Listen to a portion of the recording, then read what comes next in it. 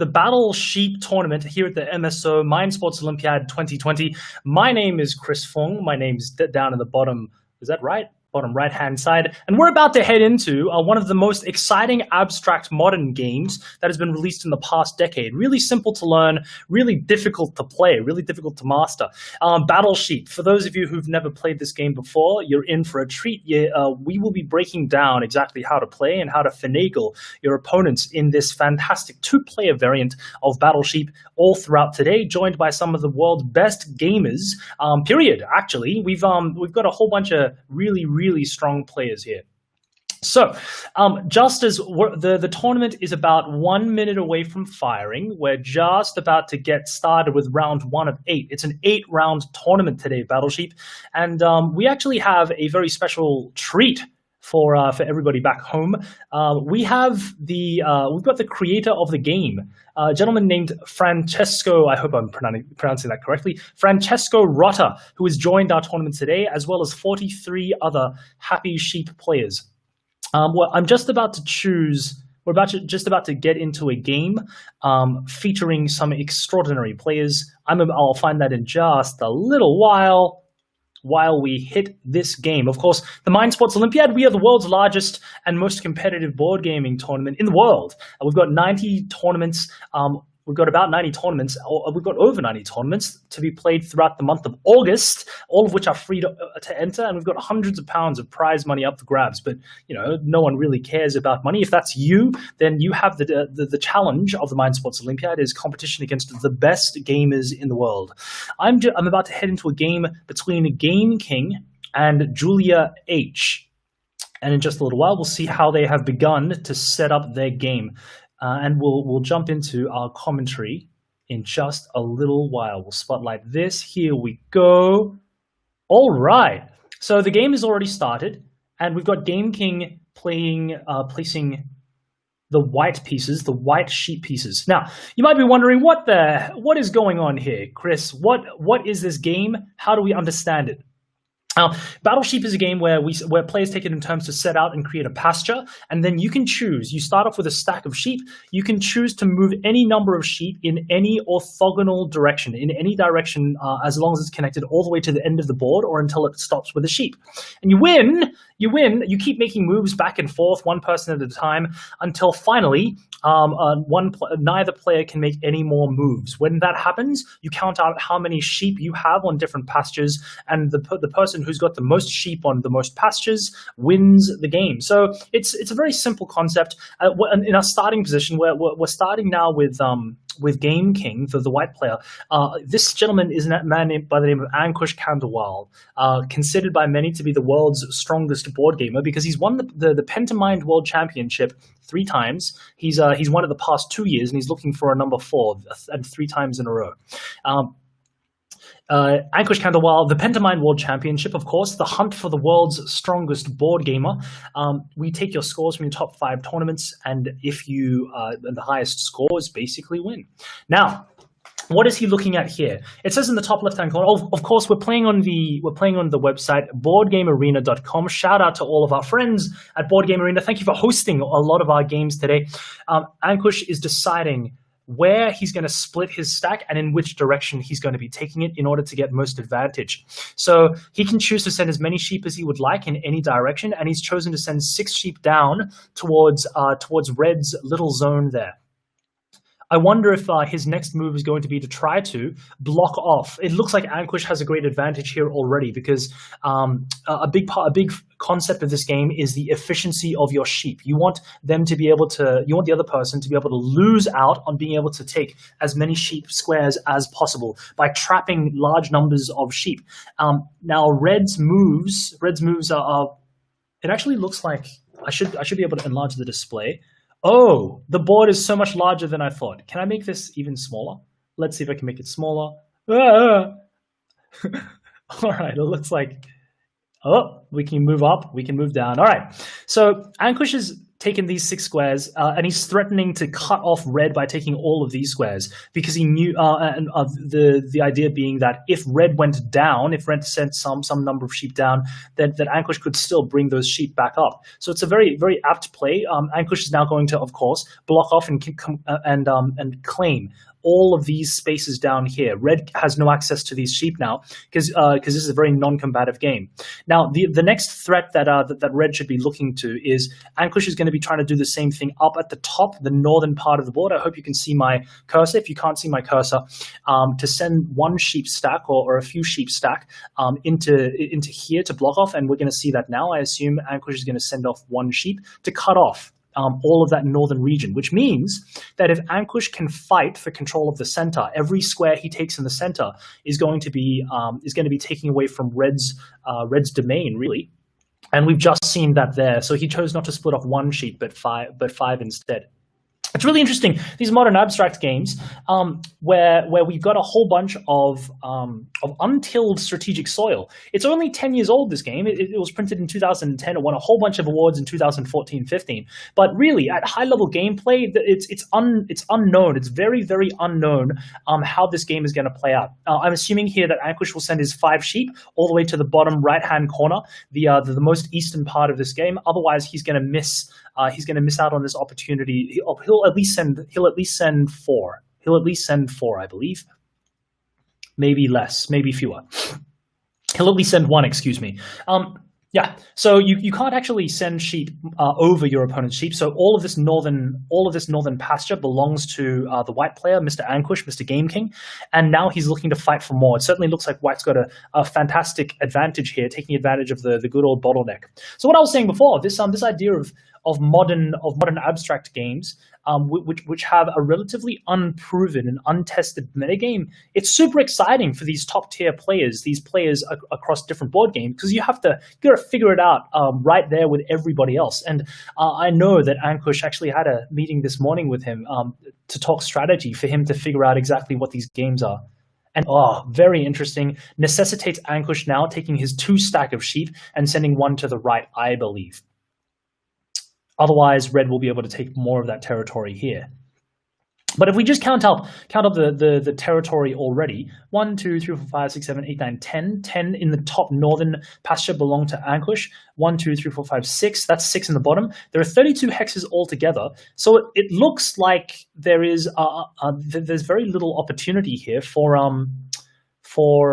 Red to be able to take more than the 16 hex squares to draw. So Ankush is at least playing for a draw, and every square that Ankush, the white player, is taking from the middle, is taking away from the possibilities that Red can take those grounds, because this is all certainly Red's domain, which Ankush is fighting for. If you're interested in playing more of these games like Battle Sheep across the tournament and maybe experimenting, learning more about this stuff, then please feel free to join up any of these tournaments that are available throughout the month of August at msoworld.com. So you might be, for those of you who've just joined us, because we've just started our stream, you might be wondering, what is going on here? How are we playing Battle Sheep? Well, both players at the start of the game took it in turns, placing 4 hex-style pasture tiles, so 4 hexes together to create this pasture. Each player is responsible for creating about 6, for putting down 4 of these. So you get to place down 16 hexes yourself. And then the first player will choose a space on the outside of the board to start your stack of 16 sheep. Then you take it in turns, moving your sheep, sliding as many as you want, orthogonally, horizontally or vertically, or connected in one straight line until you either hit the edge of the board or you hit a sheep, as we just saw there. Of these 3 sheep in the middle, I think, are going to be super telling, because if you add up all of these numbers, there's not enough room in the center to accommodate them all. This game is very clearly a win from Mr. Ankush. Now, you might be wondering, how did he do that? What is the thing that allowed him to do that? I think that Ankush, first of all, in this game specifically, the first player has a really massive advantage, and that advantage comes from being able to do exactly what Ankush did, Game King 51 did, which is to take advantage of bottlenecks. The first position, so Ankush, the white player, played his sheep in the Oh, we should talk about notation in the northern part of the board, and locked up this this little bottleneck at the top, this little 10 hex island that he originally has.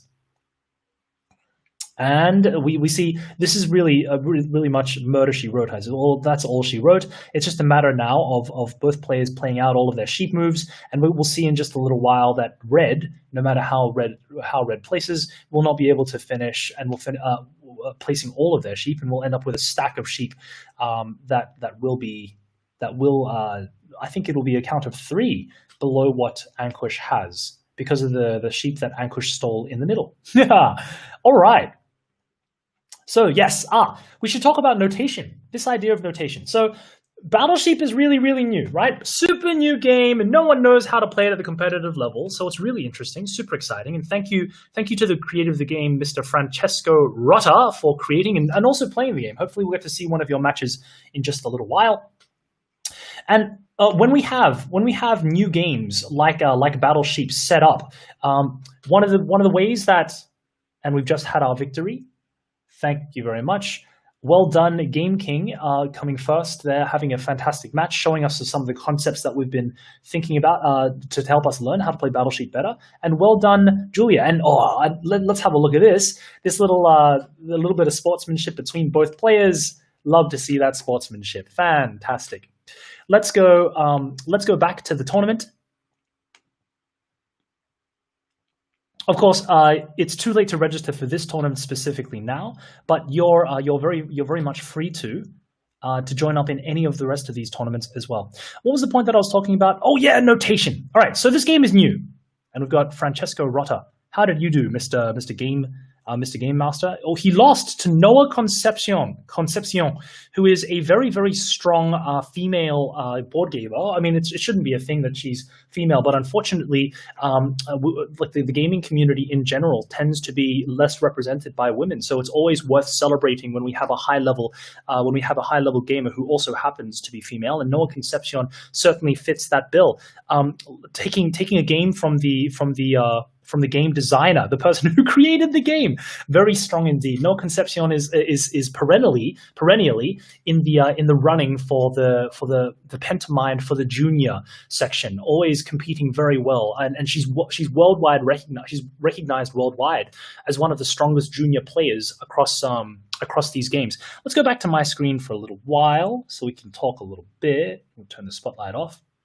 Yeah, so I was talking about notation a little bit earlier about Battle Sheet, but while we wait for the next round to start, when we have these new modern games, which happens a great deal in the past 10 years, has been kind of a renaissance, an explosion of new games being created by a lot of these fantastic companies. Games like Battle Sheep, games like Hex and Oware, which are also in our game schedule, which you can look at later on. But when we have a new game set up and no one really understands how to beat it, and we don't really have a well-developed metagame, one of the key concepts is this idea of notation. This idea of how do we talk about our moves? How do we describe strategies? What is considered to be good? What is considered to be bad? And one of the main and once this notation idea is developed, it's a very common thing across these games that the strategies that the metagame develops exponentially. Because once you have a language to be able to talk about moves, then you can talk about more complex and nuanced things with greater specificity. Now, I mentioned that in terms of the Battle Sheet because, well, how do we talk about moves in Battle Sheet? When you set up this like weird board, and because the players get to choose exactly what shape it's in, we can have all these different weird shapes. How do we describe it? And in general, the idea seems to be that from top to bottom, you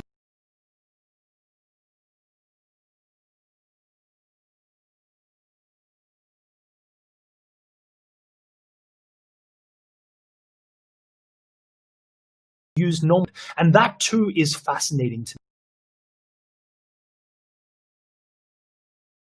World, how do they fight it out? How do they gain incremental advantage? Now, I wonder if I can actually go to a replay to talk about some of these ideas.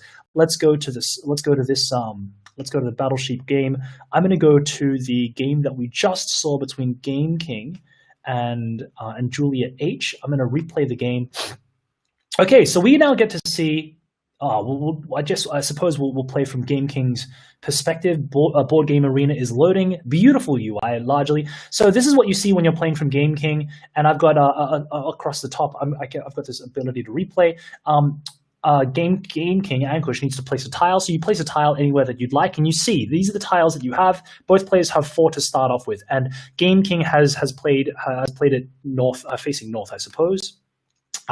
Great. So Julia H is immediately responding by creating another thing, but we don't really start the gameplay until we develop a couple more moves. This is a very telling move by Game King. So if Game King has the first tile placement, first pasture placement, he's also got the first placement for sheep. And it's incentivized for the for the first player, the player who goes first, to create bottlenecks such that he can cut off entire sections of the board. If the metagame is to develop then, and if all players understand that the first player can create these bottlenecks, for example, in this situation, if Game King had to go first, he could very clearly place his first piece on this bottleneck, which would be 1, 2, 3, 4. It'd be the 4th row and the only hex in that row, and he could potentially cut off, or she could potentially cut off either the entire north end side or the bottom side. Now, the second player is generally working to beat up, to negate this bottleneck idea, and let's see if Julia does that. And we certainly do see her do that. Now there's less of a bottleneck, but we still do have these placements in the center, these little holes and islands. It's also an interesting game. We didn't see it then, but what happens when there are holes in the island? Who has advantage? Does first player still have advantage? Ankush continues with his idea of creating land bridges. Now I know that I've actually I have a little bit of a secret to tell, right? I have a bit more of an insight into the way that Game King Ankush thinks, because I was helping him prepare for this earlier on today by just picking his brain and talking strategically through ideas to figure out well, how does he think about this as one of the strongest gamers in the world with very little experience in this game specifically?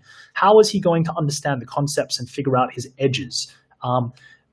And here we go. Julia H chooses not to undermine this landmass and instead plays in the center. And what was that placement? Let's go back one. Whoop! I have left the game. I will come back soon. Oh dear. Right. Let's fast forward a little bit. All right. Here we go. We're building our map again. Oh, I think it just expanded down. So there's got to be, yeah, this is where we were earlier. And Ankush continued his land bridge kind of bottleneck idea, which is super interesting, really. And Julia managed to complete in the middle, chose to complete in the middle. All right. So this is the game that they ended up with. And Ankush chose to start his sheep there. Interesting that he chose to start there. Why? Well, one clear threat is if Ankush takes his. So this is 1, 2, 3, 4. This is row 4, hex 2. So he starts at 4-2. If Ankush is threatening to immediately play 4-1. If he plays 4-1, then the entire northern quadrant belongs to him, and that's certainly something that we saw happen in the game. Julia responds with placing her red sheep at the southern side, but her red sheep starting position, I would say, is slightly worse because she's got, while she does have access to this southern bit, presumably there's 1, 2, 3, 4, 5, 6. 6 is oftentimes less than 10. So Ankush has said, "I'll take these 10." Julia says, "I'll take the 6." Doesn't seem fair to me. And then we played through the original start of the game. And Julia had to do this in order to stop the 6 from coming back to Ankush and taking more territory, taking even more territory. So that's an illustration of the idea of bottlenecking. Let's go back to the tournament and see if we've managed to finish just yet. By the way, if you're tuning in on Facebook, Twitter, or YouTube, please do feel free to join in on the comments section. We'll be reading those throughout the game, and we'll be answering your questions. So wherever you are in the world, and this is actually fantastic. This is the first year the Mind Sports Olympiad has been set up online. Let me put our face on me. This is the first year that the Mind Sports Olympiad has gone online international, and it's coincided with COVID, and so our illustrious leader, Mr. Eitan Ilfeld, the managing director, our tournament director for the Mind Sports Olympiad, decided to make all entry free this year, and that certainly had a massive impact on our registrations. Fantastic. So we're about to jump into our next game. I think that it might be interesting to take a look at the work of Noah, Ricardo Jorge Gomez. We're gonna have a look at one of your games, friend, and let me see if I can switch the view to this. Absolutely, here we go. Fantastic. So, for those of you who don't know, Ricardo Gomez, I think he's from Peru. I'm probably going to get that wrong. He is he's worldwide recognized as one of the strongest board gamers, period, across a lot of different games. He specializes in Euro games like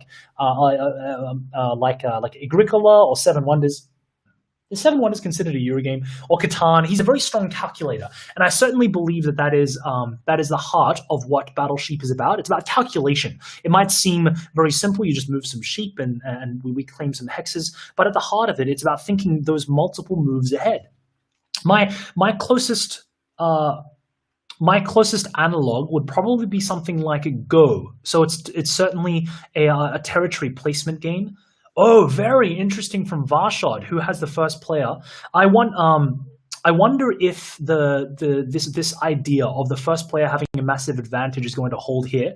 I'm looking at the center of the board, right, which is connected by only like a little bottleneck of 2 spaces. It's going to be really interesting to see the opening movesets here, because certainly amongst strong players, the consensus seems to be that the first player has a slight advantage. Well, excuse me, not a slight advantage, but a massive one because of this bottlenecking idea.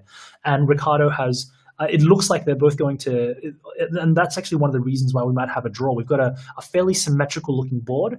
I wonder then if the player on the left-hand side, the left-hand landmass looks slightly larger if we cut it right down the center. So I'm looking at 1, 2, 3, 4. The 4th row is the first large row, 4, 3, and 4, 4. That's where I'm kind of looking at. 4, 3, 4, 4, 5, 3, and 5, 4. Those are the 4 central squares there, which I would be looking at in terms of the bottlenecking idea we spoke about before.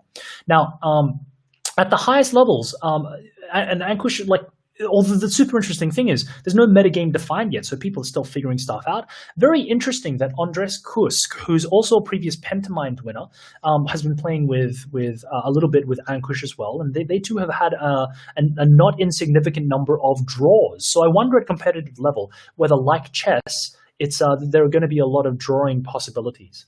I'm glad to see that Varshad agrees with my initial placements, and he's decided to try to take control of the left-hand side of this board with an initial placement at 5-3. From here, I wonder if Ricardo Gomez is going to go for one of the other placements, either 4-3, 4-4. I don't think he would go for. Very interesting. Very interesting. He could go for 4-3 and try to cut off the top. Try to cut off the top of the map that way. But it's a very interesting game state. I'm going to take this, and the strategy is still really growing out there. I'm going to take this moment to talk a little bit about our Pentamind Championship, which is the crowning event of the Mind Sports Olympiad. It's the hunt for the world's strongest board gamer, and Ricardo Gomez is certainly in that hunt. Basically, across all of the 90-plus tournaments that we've got in the month of August, we keep track of how well you do across all of them. And depending on the field and depending on your finish in each tournament, you get a score out of 100, and that score will rise depending on how many other players there are in your tournament, how difficult it was, all of that kind of jazz. And if you have the top 5 scores across 5 different games, then we crown you the Pentamind World Champion. And without doubt, actually, we've got a very male-heavy list. I don't think we've ever had a female winner in the 24 years of the Mind Sports Olympiads running, which is such a shame. I'd certainly like to see more women winners. But without exception, all of the individuals who've won the Pentamind have been extraordinary in their own right. They end up being industry leaders and respected minds. Ricardo Gomez taking a fair amount of time to think and calculate through this, and this is kind of his wheelhouse. You might be wondering, but it's only the first turn of the game, something which is very common for all these abstract games, particularly the ones which play out quickly. Your initial starting position will dictate a lot of your options moving forward. So some questions that Ricardo is going to be going through is like possible permutations. All right, so he places at 5-4. I think that a very interesting position for White will be, it will immediately play 4-3 exactly, and I think we're going to see this mirror. And let's see if we count those. All right, so this looks like a draw. If it's 16 apiece, let's just count quickly from the Black Sheep's perspective. 2, 6, 10, 14. This looks like a White win because Black has access to only 14 squares, 14 pastures. And white has access to the rest, which should be 18, because there are only 32 passengers in this game. I believe that Ricardo lost this game with his initial placement already, which is again one of the reasons. And black has no option; he can't. There's no mechanic in this game to be able to leapfrog sheep. So I think that Varshad is going to really simply see a very simple victory here, and that will be that. I don't see any way really for black to come back from this, which is unfortunate. If you're interested in fighting it out for the top seeds and the Pentamind World Championship, this idea of being the best, then again, there's still plenty of time. We're only 1/3 of the way through the month of August, so there's still plenty of time to fight out. Indeed, later on, hopefully in round 3, we'll be able to watch the work of a very strong gamer, a man by the handle of Legendario, who I had the pleasure of commentating in the finals of the Catan Cities and Knights. No, I won't spoil you who won that, but I will say it was an epic match, commentated by the CEO of Catan Studio himself, Pete Fenlon. A fantastically well illustrated game. And Legendario, famously, the thing that makes his achievement ridiculous is that he learnt that game in one day. I sent Legendario a message earlier today wishing him luck for this tournament, and he's certainly in the hunt for the Pentamind. And he simply said, "I feel very confident in this game. I've got a lot of preparation under my belt." So you'll see here that that regardless of how black plays these last moves, that there will be no way to efficiently get rid of all these sheep. They just run out of room, and white has all of this room to play with. So and that should be the end of the game. White will win this. So we'll watch this conclude. So we have these 2 stacks of 2, and that is the end of the game. Varshad wins.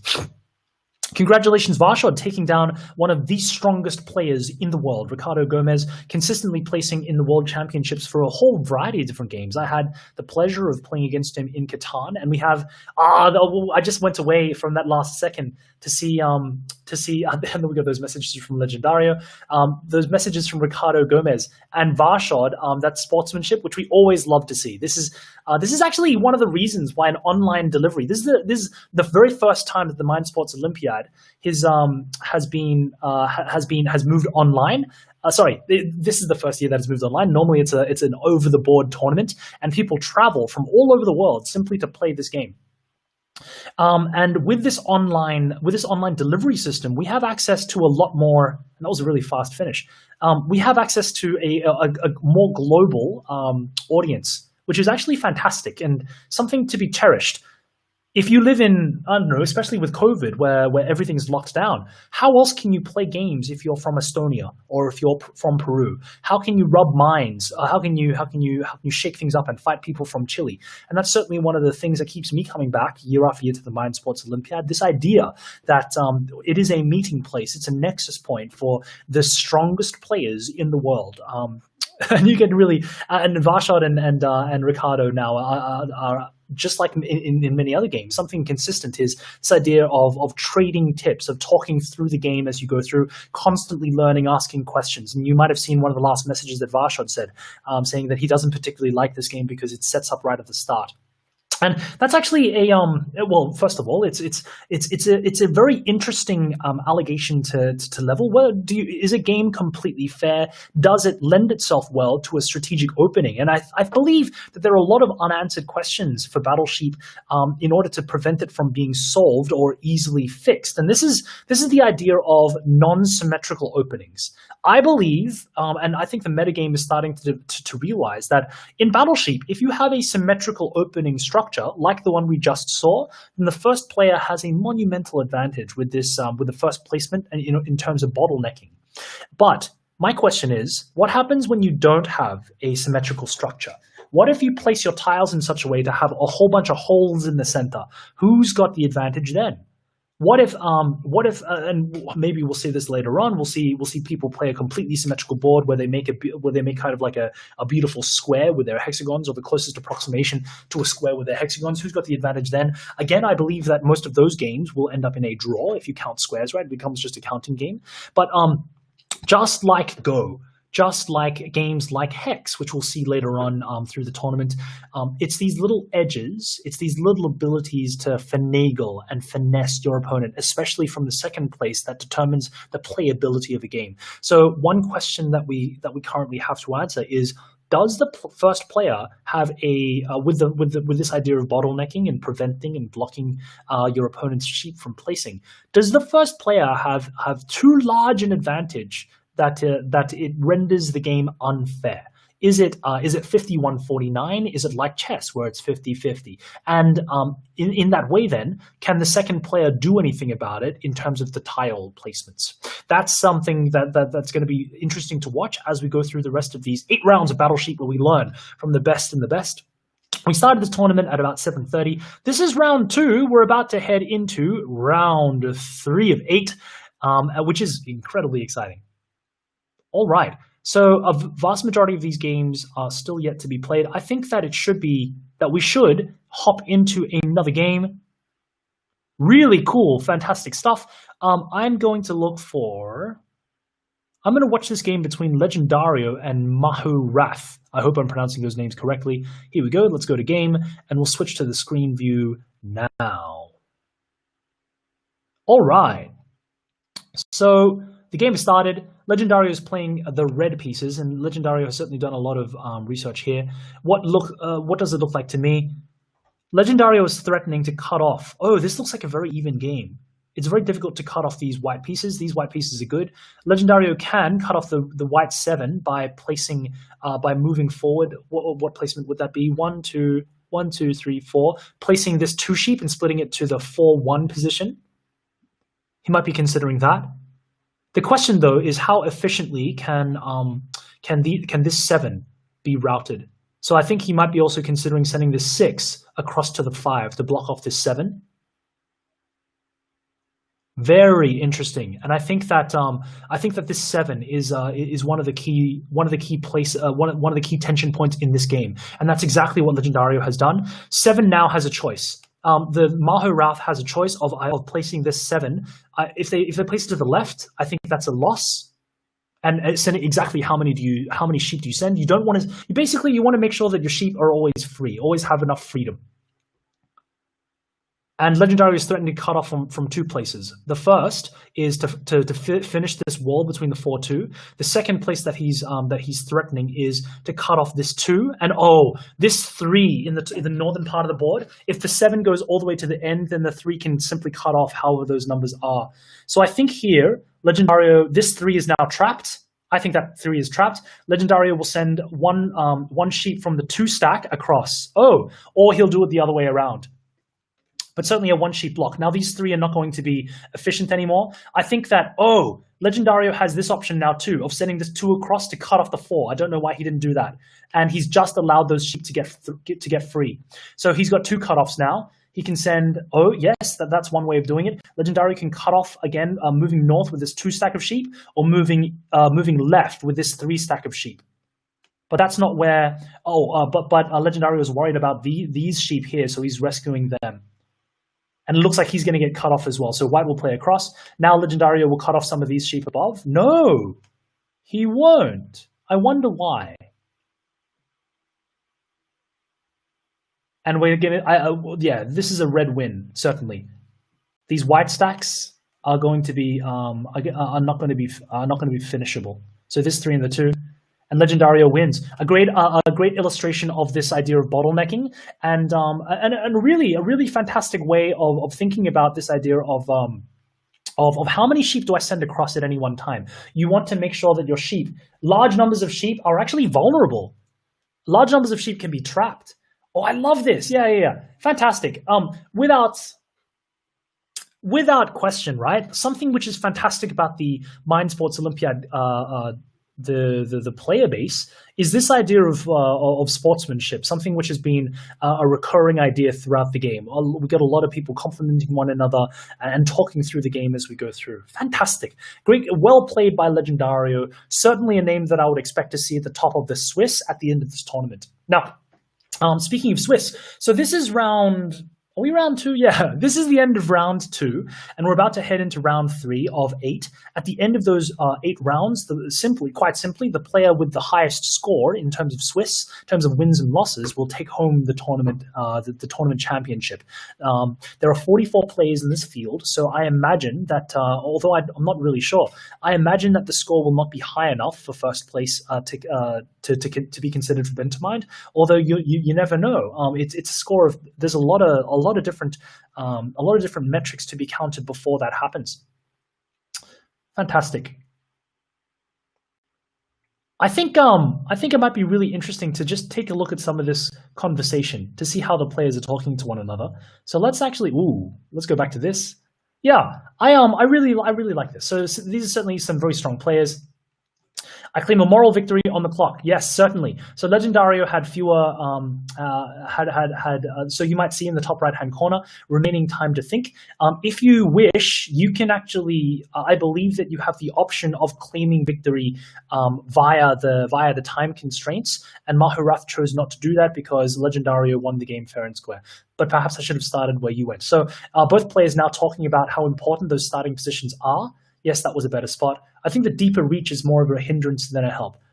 Still, only started playing less than a week ago. GG, thanks for the game. Fantastic, nice fast progress. GG, love that. I love that sportsmanship. So you might notice this recurring theme of players not preparing, of not having a lot of time to prepare these games, and that's simply because there are going to be some tournaments across the Mind Sports Olympiad based on how they're scored for the Pentamind World Championship, which seem to have more value for a large aspect of these competitive strategists who are wanting to get that title of the world's strongest board gamer. So they're looking to prepare more for these larger fields, and they're playing these smaller games. One, because they love the game and they love gaming in general, and they want to stretch these ideas. But two, with the understanding that while it might not provide the best score, it could provide a good enough score. So very commonly through these games, and a big part of it is also love of the game, understanding how to break down these ideas and coming up, finding this unspoiled idea, this strategic fertile ground that you can start imposing your own ideas on, finding out how can we be the world champion of this game? What are the unique skills required here? I think for the next game, I'd very much like to see how the creator of the game fares, how he thinks through this game. And I'm just loading up this tournament screen for him now to see how he is doing. A good friend, of course, Francesco Rotta. It's not every day that you get to fight a game creator in a game of their own choosing. And we're just about to get started. I'm looking for their tournament. Francesco Rotta, where are you, sir? Are you still in the tournament, or perhaps you have chosen to do some other things? You wanted to play a couple of matches. Certainly seems like we don't have... Am I going blind here? I certainly might be. It looks like Mr. Francesco Rotta is no longer in the tournament, or might have a bye. So instead, I think it's a fantastic opportunity to jump into the game of of the one, the only, the man behind the Mind Sports Olympiad, a gentleman by the name of Eitan Ilfeld, or commonly known by Nightleap. Eitan has been running. He's been the main organizer for the Mind Sports Olympiad since 2010, and it looks like he's had the first placement here. How do we think he's done? Yes. So we've got this recurring idea, this first placement to try to cut off. He's threatening to cut off the entire northern side of the board, and it's not a very easy question for the second player to answer, because if the second player chooses to place at 2-5 at the second row of the fifth hex from the left, then Eitan can very quickly, I believe, wall off the entire southern half of the map as well. So not a trivial position, but I think that it might be worth thinking about placing at 5-5. Another way of thinking about it, because that's too many. That's a lot of pastures. 1, 2, 3, 4, 5, 6, 7, 8. That's 8 pastures right off the bat. It would have been interesting to see how the pasture placement phase went, but I would certainly go so far as to say that Eitan Nightleap, the white sheep, have a significant advantage already. How is Jagozdo Mundo going to reply? All right, that's interesting. So he's conceding the top. He's conceding the top right-hand corner of the board. These are these. What was it? It was eight. These 8 hexes. And Night Leap can immediately wall that off with either one sheep placed or more than one sheep placed. I would assume at least one for that first placement. Otherwise, Blue can send some number of sheep across, and so if White recognizes that, Night Leap should wall off that northern bottleneck immediately. Something that is super interesting is that Night Leap. Oh, and as Night Leap has chosen to do something. Night Leap has chosen to go a completely different direction. I wonder then if Blue should take advantage of this and send some sheep across to the right-hand side of the board. I would send at least 3 or perhaps 4. I think that it's anyone's game now. I believe that White has squandered their initial advantage. I believe that might be a misplay, although I'm very open to the idea of my analysis being wrong. That's the fantastic thing about new games. No one knows whether moves are right or wrong. It's just how they play out. And there's a certain attraction to that. Yes, and we certainly see that. Of course, Eitan, the Night Leap, is threatening to close off that border, close off that tariff, just like the Canadian border into America. No more COVID cases, please. No more Americans can come in. Should we talk about that? Is that a good thing to talk about? Or are we going to get a lot of angry people? If you're angry about what I just said, please let us know in the comments below. Night Leap, Eitan is a very interesting individual, and he's certainly very well accomplished. Not only is he's a USCF chess master, but he's also got 3 degrees. He came first in his physics class in Stanford. He's just a great all-round guy, and he's a publisher by trade. So he owns Watkins Media, which is a book publisher, which is all kinds of very interesting titles. Lots of sci-fi, lots of self-help, lots of philosophy. He's a very erudite individual, very well considered.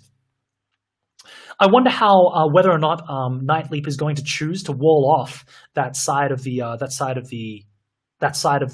placement already. Is there a reason to? Yes, I believe so, because now we'll end up playing in a smaller board state. So Blue is certainly laying claim to at least 4 of these squares right now, and it doesn't look like White can do much to stop that. So the question is, how is play going to proceed from there? Very interesting that Blue chose to send off specifically 4 sheep. I wonder how they came to that understanding. And yes, so Eitan has chosen to wall off to the north. I believe that he should have played to that position in his first move. So later on, I might have the opportunity to ask him why he chose to do that.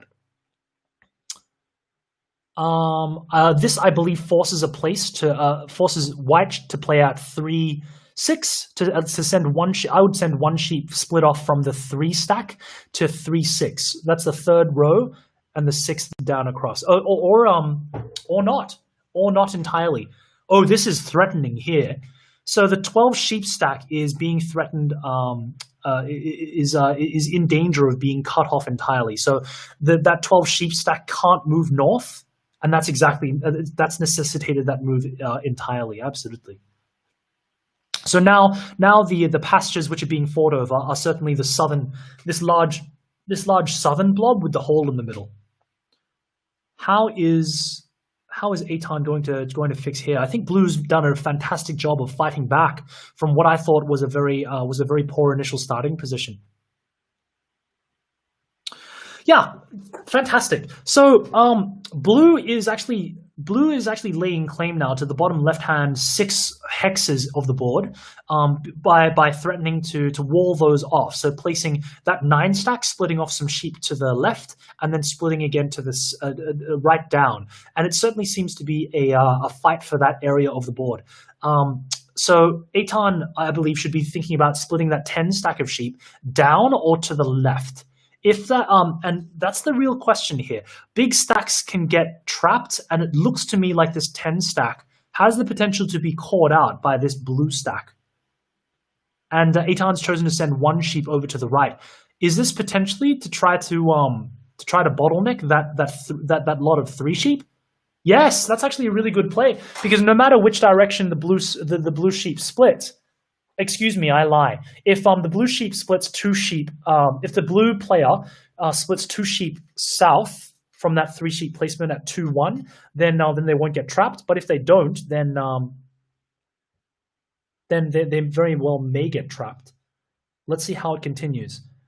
Okay, so blue is claiming blue actually is claiming the entirety of the of the southern part of the map there, and I think that's a very strong move. That's one of the reasons why I would have advocated splitting off more sheep on white sheep's last move, or to send more sheep down south immediately. But either way, I don't think that sending one sheep to the left was a good idea because of exactly this. Those 3 sheep in the top left-hand corner for blue are in danger of getting cut off now. Now, no matter what happens, there's going to be a stack of 2 blue sheep.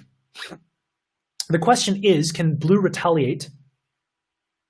Can blue retaliate by cutting off some of white's sheeps? So, oh wow. Is it possible for white sheep to get cut off? No, I don't think so. That 5 stack still has a lifeline over to the right. Earlier on in today's commentary, I mentioned that Battle Sheep has a lot in common with Go, and Go has this idea of liberties, of lifelines, of places where your stones can be connected.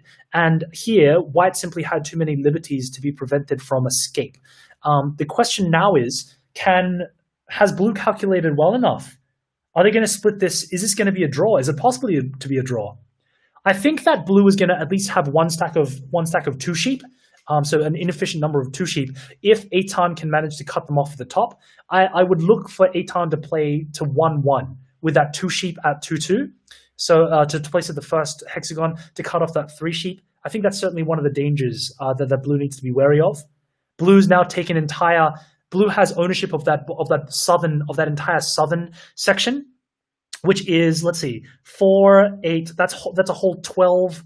That's a whole 12 squares. That's a lot of squares. If blue can have 4 more squares from that, and it certainly looks like they've got. Yeah, it looks like white is the one on the back on the back foot now. Extraordinary play from blue. Extraordinary play. But hold on, blue doesn't have enough sheep for that southern section to take all 12 of those squares. Very interesting. If blue had more sheep in that southern to fill up all those pastures, I think that blue would have a very easy win. But as it stands, I think that blue, I think, is with that move has cut off white from being able to expand any further. I think white has lost this. I think white is going to end up with too many large stacks, that 2, the 3, and the 4, and blue's managed to unwind very well indeed. This is a very illustrative game. Well done playing from behind, blue. Congratulations. And I wonder if later on, if high-level players would agree with my analysis about move orders and such. So here we've got 4 stacks of 2 sheep by Night Leap by Eitan. So there are 4 sheep that are unplaced. We'll see, and it looks like we've only got 1 stack of 2 sheep for blue. So blue is going to unwind this other 4, and there we go. Blue manages to win. I think that was a really illustrative game. Very useful to figure out how we think about Battle Sheep.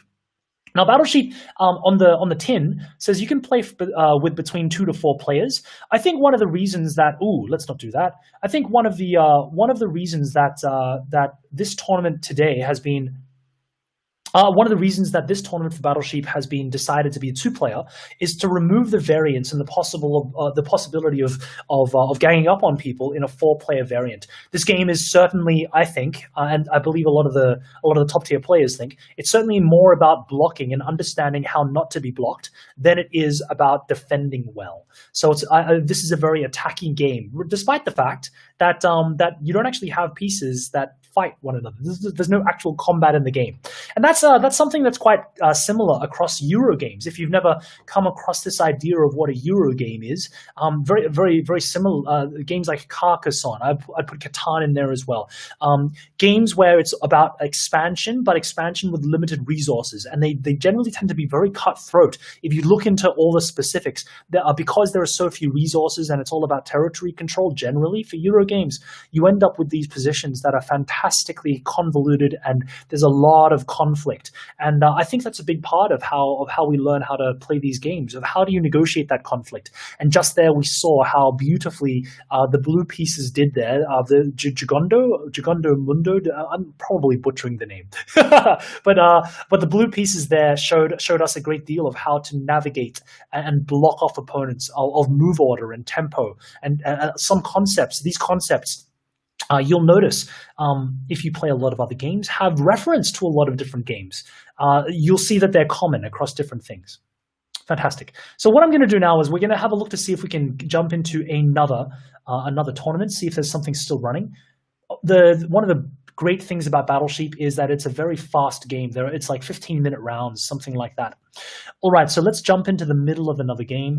Solfar Remy, who is a very strong board gamer, I saw their name pop up in the finals, very high in the final standings for Catan. Let's jump into their game has just ended. I spoke too soon, and Solfar Remy ended up losing that game to Silvis. Congratulations, Silvis. Such a shame that we haven't got the opportunity to play on with our the creator of this game. I'm certain they had other things that they needed to do. All right, so I've changed my mind. Instead, we're going to wait for the end of this round before we switch on to the next. And we'll have a chat about the Mind Sports Olympiad in general. So the Pentamind World. Have you ever decided?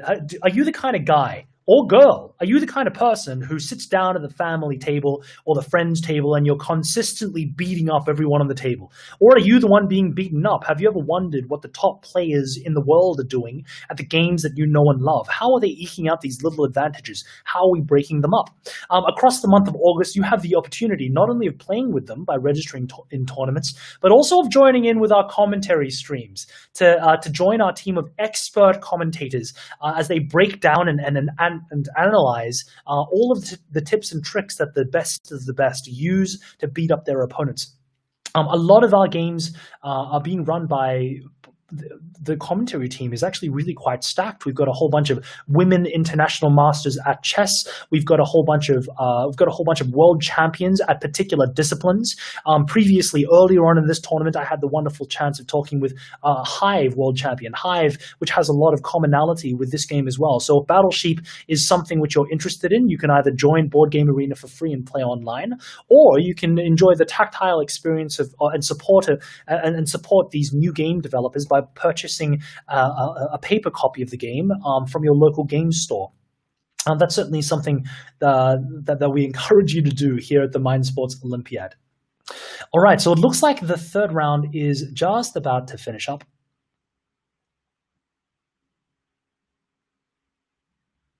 And we're headed into round number 4. We're going to jump into a game led by Legendario, created 1 minute ago.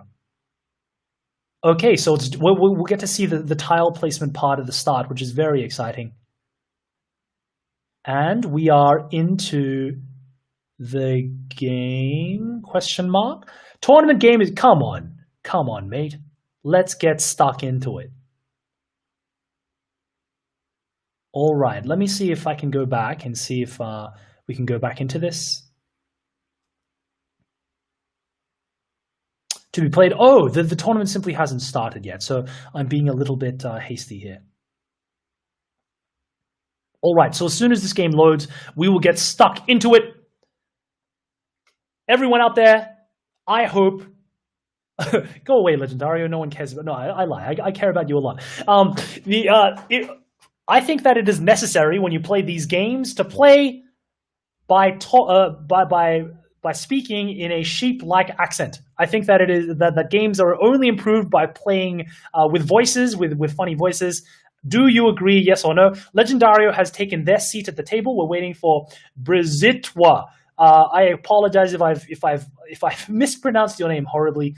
Brazilwa. We're looking for you to get started. And as soon as they do sit down, we'll get started on this table. You might. So a good question for you is, regardless of what kinds of games you like, whether you like to calculate, whether you like to look your opponent in the eye and lie to them through Liar's Dice or Catan, whether you like to negotiate, there's bound to be something on our schedule which is going to be of interest to you.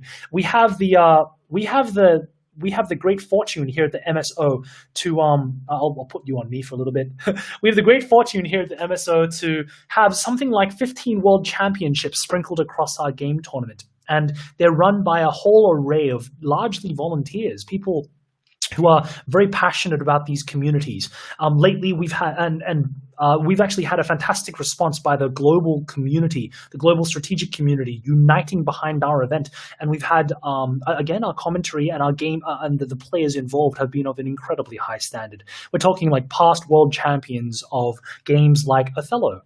All right, so we're just about to head into things. All right, we're going to go to the game, and we'll hopefully get to see the tile placement thing between Brazilwa and Legendario. Legendario, who is generally considered to be one of the favorites for this tournament. So Legendario is going first. A dangerous position for anyone. Let's see if they take advantage of this bottlenecking idea that we saw, that we've been seeing as a consistent concept through this game. Brazilwa choosing to, I think very wisely, refrain from this bottlenecking idea. But of course, the game really gets started now in the placements of your second and third tiles onwards. Again, we see them chatting, talking about the distribution between first player and second. So a good question for the gaming meta, and we seem to be developing consensus that first player has an advantage because of this bottlenecking thing. And yes, we see Brazilwa doing exactly what I think most players should, which is to prevent this idea of bottlenecking by filling in those pieces.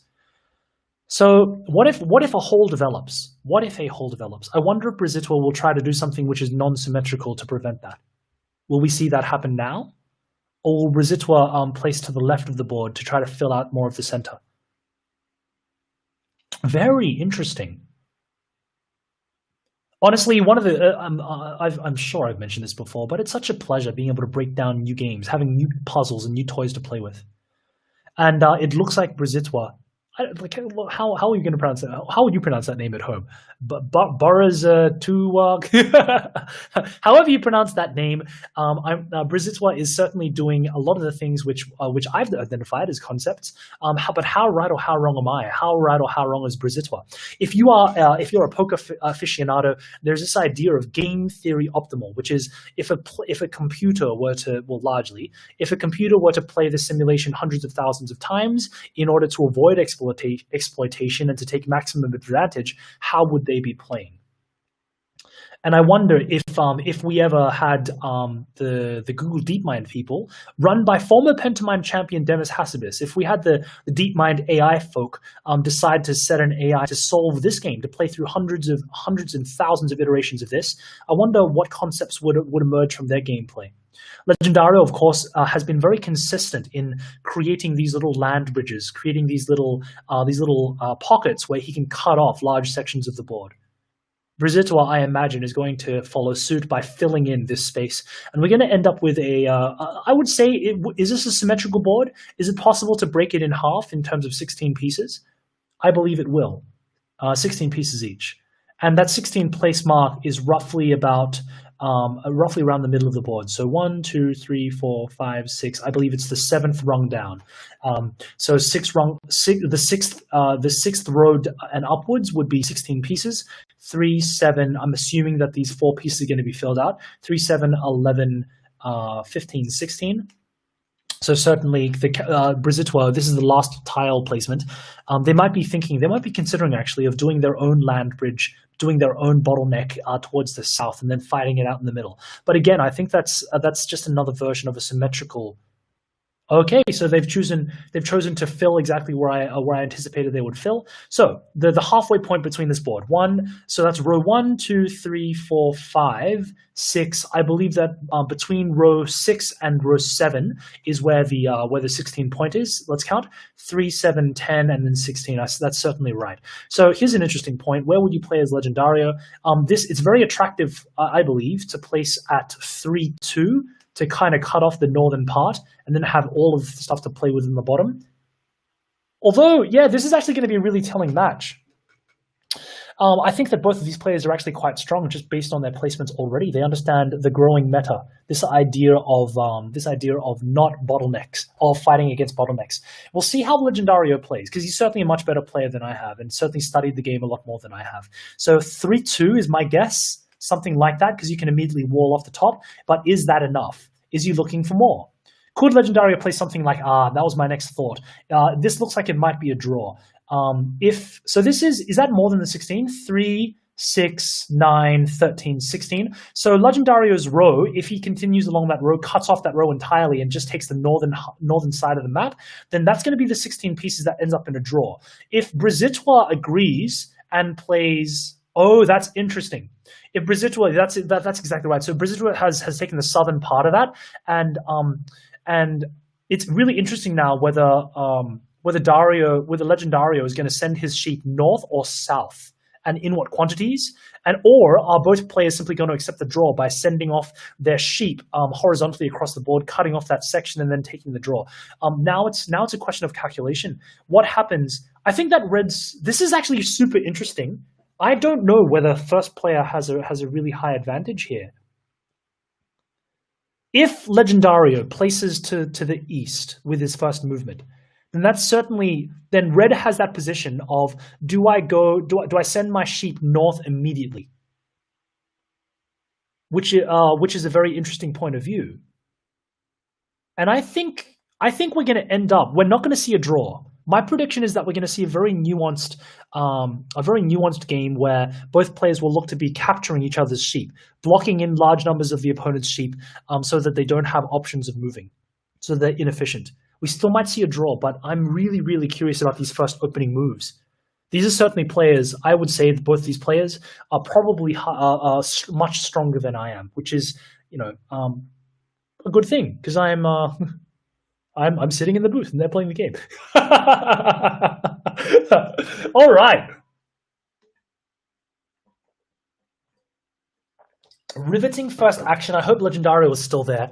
I think they're considering the same thing as me, which is do they send their first sheep to the east or to the south? I think it's suicide to send it north.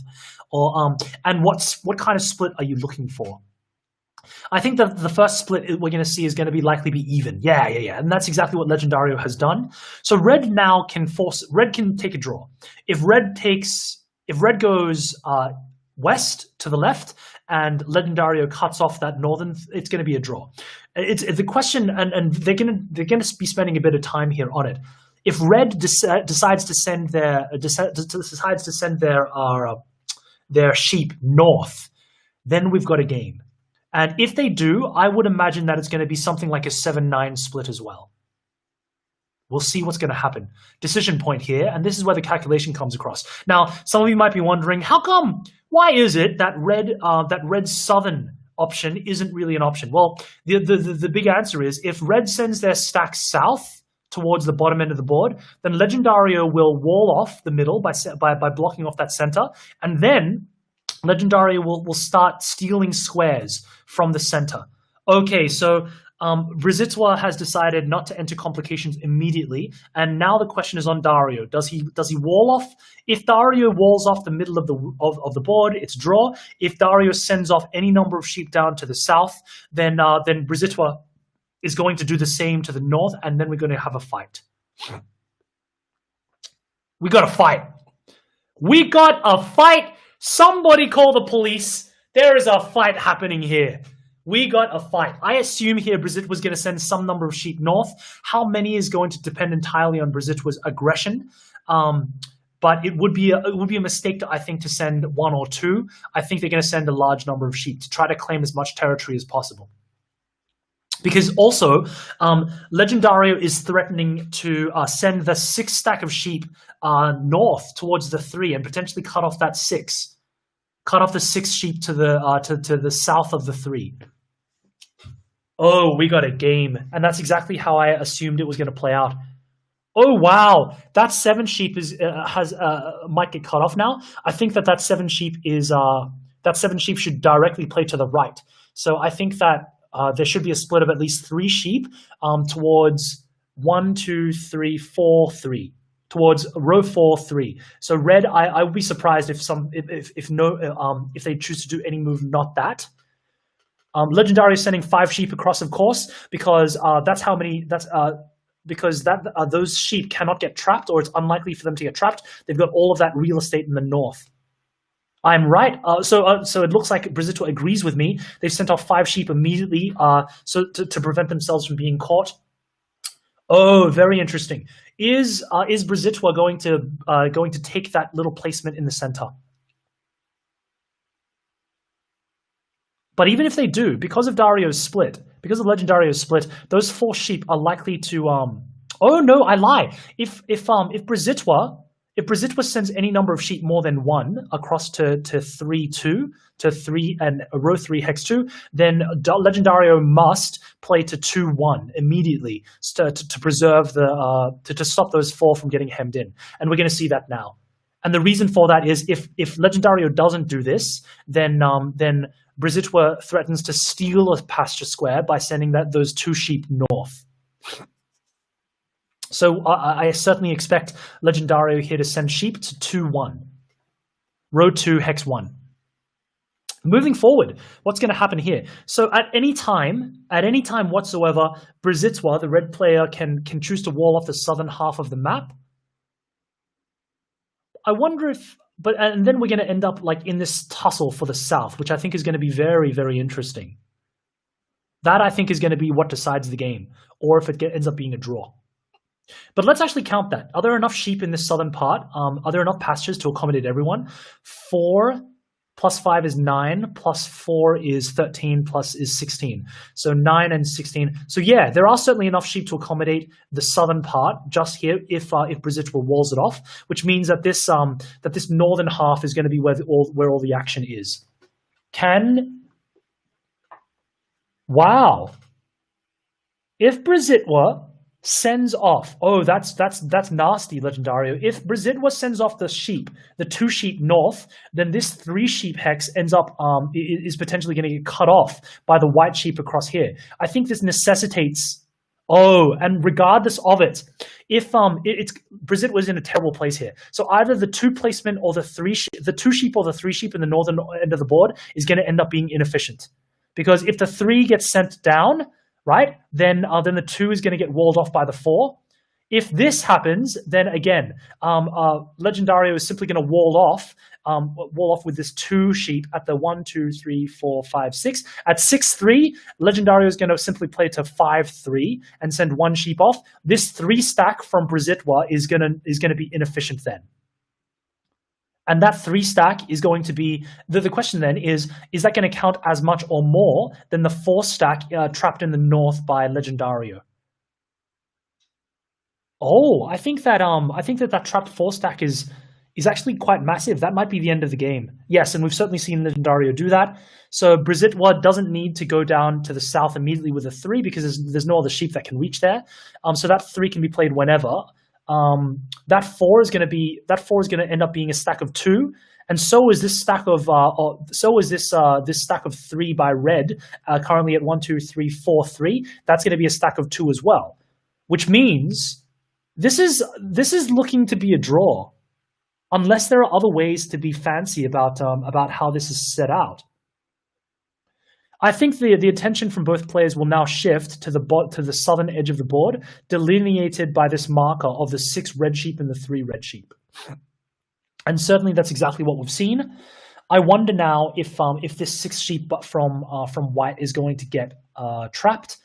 I think we're headed to a draw. I could be very, very wrong though. Super interesting.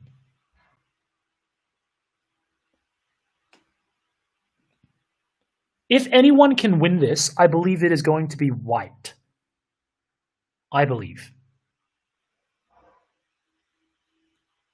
So Legendario should now be playing for either a draw or the victory, and it's about whether or not he can unwind these higher numbers, getting down these 4s. I think that's a great way to think about it, right? Can we that the game is all about making sure that your higher numbers don't get trapped, and it's actually better to have lower numbers because lower numbers are harder to be trapped. Okay, so this 3 across was incredibly necessary. I don't think there's any way for red to stop the white sheep to be unwound from the southern position. There's just too much space, too many liberties. I think the same is true for the red pieces in the center. I think that if anything, that the red pieces, Brazitwa, with this 2 sheep and the 3 sheep in the middle, that's going to be an issue potentially. Oh, Legendario can trap here, sending 2 sheep across at the bridging across here will trap in sheep. I believe. He hasn't seen it yet. Yes, there we go. And I think that's the win. I believe that's the move that wins it, because now Brazilwa is going to have 2 stacks of 2 sheep, and Legendario is only going to have 1 stack of 2 sheep. That was the winning move. That was the winning move. Legendario, really well calculated. That was actually a really surprising game. I thought that it was going to be a draw right up to the end, but again, you never know in these calculation-based games. All it takes is recognizing one thing, and that's the game. That's the game. Really tight game, fantastic gameplay by Legendario, good resilience. Something I'll go back to sharing myself.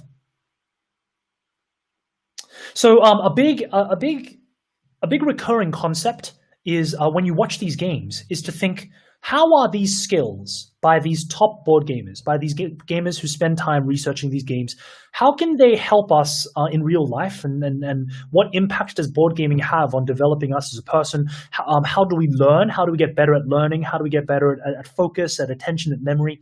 I think those are the real questions that, and time again with our winner interviews through this tournament, those are the kinds of questions which propel the best of the best in the world to continue to work at their craft, to continue to work at their games. And something that I wanted to point out there was Legendario's very final capturing of that 2 sheep placement by the red sheep. Excuse me, I've forgotten the red sheep's name here. By the player playing the red pieces, that it shows a great deal of resilience, that they didn't take things for granted, and that and certainly in a tournament, as in a game which is heavily based on calculation as this, you can get fatigued really quickly, right? Like you can, I don't want to think anymore. I just want to play moves. And if that's the way that you think, then I think that there's a limit to how far you'll go playing. I mean, this style of game, and certainly I think that that this style of game will really benefit people who like to calculate, who like to think a couple of moves ahead. If they do this, what can I do? If they do this, what can I do? What is the threat here? What is the answer? And that too is another concept which is very recursive through a lot of this high-level gameplay, where players will ask each other, especially in one-on-one matches, they'll ask each other questions and answers. And the questions will come in the form of, if I play this move, and it's a question, if you don't respond properly, then I'm going to enact a consequence for you. And the consequences in Battle Sheep are you're going to end up with a stack of 2 sheep where you're not going to be able to unwind, and I'll trap some of your pieces. And those are really the hair fine distinctions that separate the good from the great. And of course, the luck of going first certainly helps a great deal. But as we saw, that was negated very well by Brazilwa's. That's the name of that player, Brazilwa's early tile placement. As the game develops, a question that I've got, and I don't think there's a good answer for this, is how is the understanding of tile placement going to evolve? And will it? I personally believe that it's going to come down to this evolving understanding of islands, or like having holes in the middle of your pasture. So far, we haven't seen many of those holes develop at all. What if we had one giant hole? What if there are 2 holes? What if we know that if there is one land bridge, right? If there is one bottleneck, then it looks like it's an advantage for the first player. What if there are multiple bottlenecks? What if the whole thing is bottlenecks? What if What if we have a non-symmetrical bottleneck? What if it's what if it joins up in a circle? Right? There are so many different iterations of the initial starting board that I think that this game is actually pretty far from solved. But I do believe that it lives in that family of games that are certainly solvable. Let's take a look back at our tournament standing to see how everyone is doing. We've got about an hour left of gameplay. If you want to join us in the commentary, if you've enjoyed this commentary for Battle Sheep below, please let me know in the comments below. If you hate the way that I've been talking, if you'd like to give us some feedback, either constructive or not, please let me know that too. We certainly will read a bunch of your comments and look to improve our commentary year after year. I'm going to head into a game between Noah Concepcion, one of the strongest female players in the world, and Sporter, who I'm not familiar with their name, but that doesn't mean that we haven't come across them before. So we've got Sporter, playing the white pieces, going first, and Noah Concepcion playing second. Really interesting and we've already got this bottleneck happening at the bottom, and we've actually got a bottleneck happening all throughout. Let's see, what row? Row 4?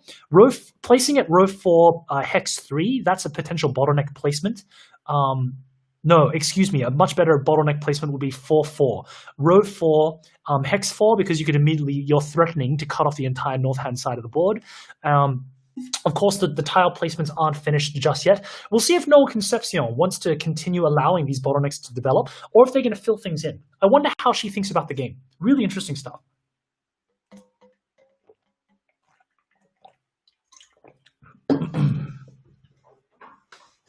I've got a feeling that just based on this, how the tile placements have fallen so far, we're going to see this bottlenecking idea come in action again, because I think it's a fundamental part of this game. And then I think it's going to be interesting to see whether how the players choose to attack the center of the board, or if they're going to fight each other for this bottlenecking idea. A lot of thought here for this tile placement, and so there should be. Like most abstract games, I believe that the early turns really do have a big responsibility. Really have a big impact on shaping the style of the game. Super interesting stuff. Wow, Noah Concepcion chooses to continue this idea of bottlenecking. This may be her way of saying, okay, you can wall off the north, but then I'll wall off the south, and then we can fight for the center. I wonder how, this is a really interesting reply. Super interesting reply. So in this northern, so let's assume 1, 2, 3, 4. Let's assume that Sporta is looking to place their first piece at 4-4. How many pieces does that give you access to? That's 5. That's 10. That's 10 pieces of the board, which means they only need 6 more in order to reach parity, and any more than 6 means that they win the game. Let's count towards the bottom. If Noah Concepcion places at, if that was 4, there's 5, 6, 7. If Noah Concepcion places at 7, 3, oh really? Yeah, Sporta chose a much better place than me. That's a much better bottlenecking opportunity than the one that I found, and certainly gives you more access to squares. So that's 4, 8, 12. That's 12 squares already. Really aggressive. Which means that 4 more to tie for white, and 5 and more means they win the game. Noah Concepcion, how are you going to respond? I believe that Noah Concepcion should play at 5, 6, 7, 7, 3. 1, 2, 3, 4, 5, 6. Row 7, 3. That's what I'm looking at here. There may be something better, but then we're going to be cutting. Is that cutting the map in half? I'm not certain. 4, 8. 12. Yes, that is cutting the board in half. And then the question will be, will they attack one another? So I think the symmetrical opening would be for Noah to play at 7-3. Let's see whether she agrees. She could also choose to play at 6-3, which would wall off from the south. And if she does that, 3, 7, 10, that's 16. That would be a draw. So if Noah Concepcion chooses to place at 6-3, that's a draw, I believe, because both players will just wall off. That's the non-symmetrical way. So that's certainly the divisor point. So between the 5th and the 6th ranking, that's 16 squares. So the question now becomes, and very similar to last game, this concept of are we going to fight or are we going to take a draw? Noah Concepcion, I believe, is a fighter. She doesn't leave things up to chance. Especially in a Swiss tournament, you got to play for the win. So Sporta, what are you going to do, Sporta? Are you going to go towards the left-hand side? Are you going to try to wall off the north? You could actually, Sporta can instantly go, I think actually white wins. I think white plays to the north here. I think I would play at 4-3, wall off that northern part of the board. And then this 16 stack has like oodles of room to move.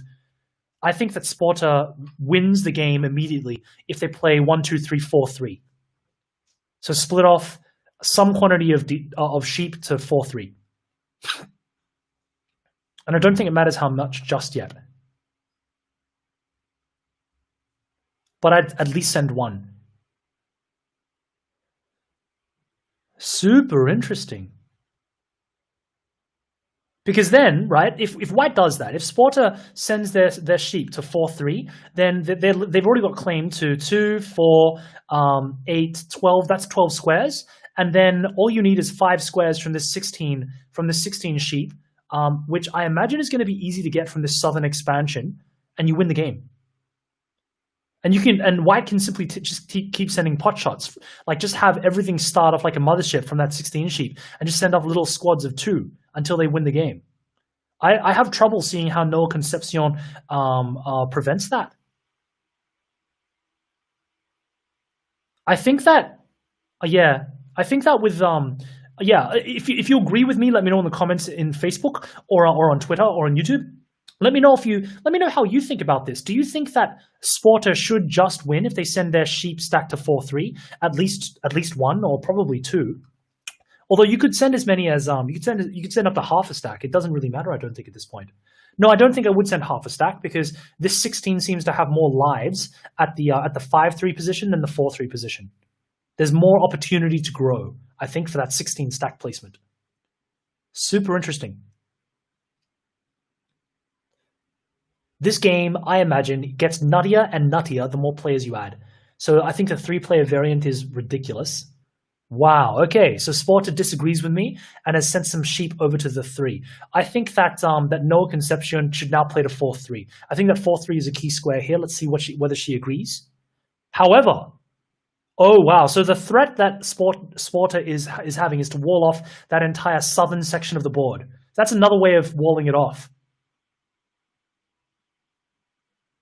Very dangerous. So what I mean is placing to 1, 2, 3, 4, 5, 6, placing to 6-2.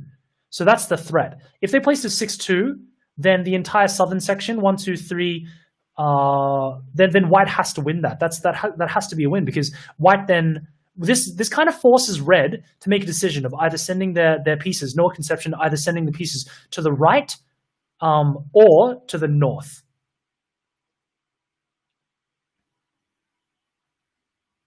And exactly what that split is going to be. Sporter has chosen a very interesting way to proceed.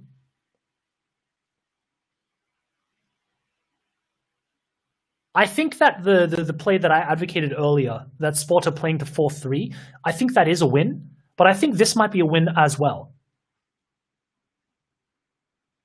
The thing is, the starting position for that 16, there's just not enough space, not enough real estate in that little section in the middle of the board. They have to expand to both the north and the south. And no matter which direction they choose, white has the option of cutting them off. Okay, very interesting. So white has the option now of walling that off from both players. I would consider, as white, well, it's actually really, really interesting. So the key squares now are 4-3 and 6-2. What is the decision point here? Does white wall off? If white walls off, right? Let's say white sends some number of sheep from the 3 northwards to wall off, then that gives no option but red. Red has to send a bunch of sheep to the north. There's still a bunch of playability in this. It's not a foregone conclusion at all.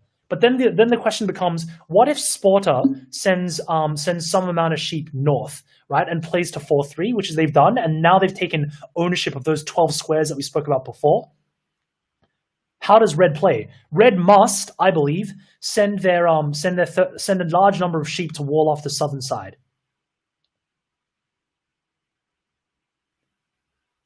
But then the white will simply send like lots of 2 sheep across to wall this off as well. And there's no way of stopping this 3 sheep from being able to unwind, the southern 3 sheep for white. So I think Sporter's got this in the bag, and I would expect to see one of either the 6 stack or the 7 stack at 4-3 or 5-3 to move left.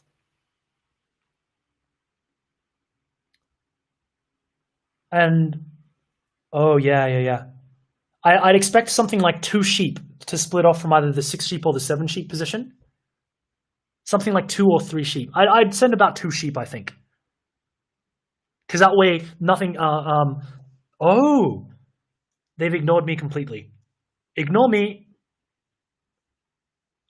This was even stronger from Sporter, because now that 3 sheep at the position 1, 2, 3, 4, 5, 6, at position 6-3, the 3 sheep there owned by Noah Concepcion, it's going to get trapped.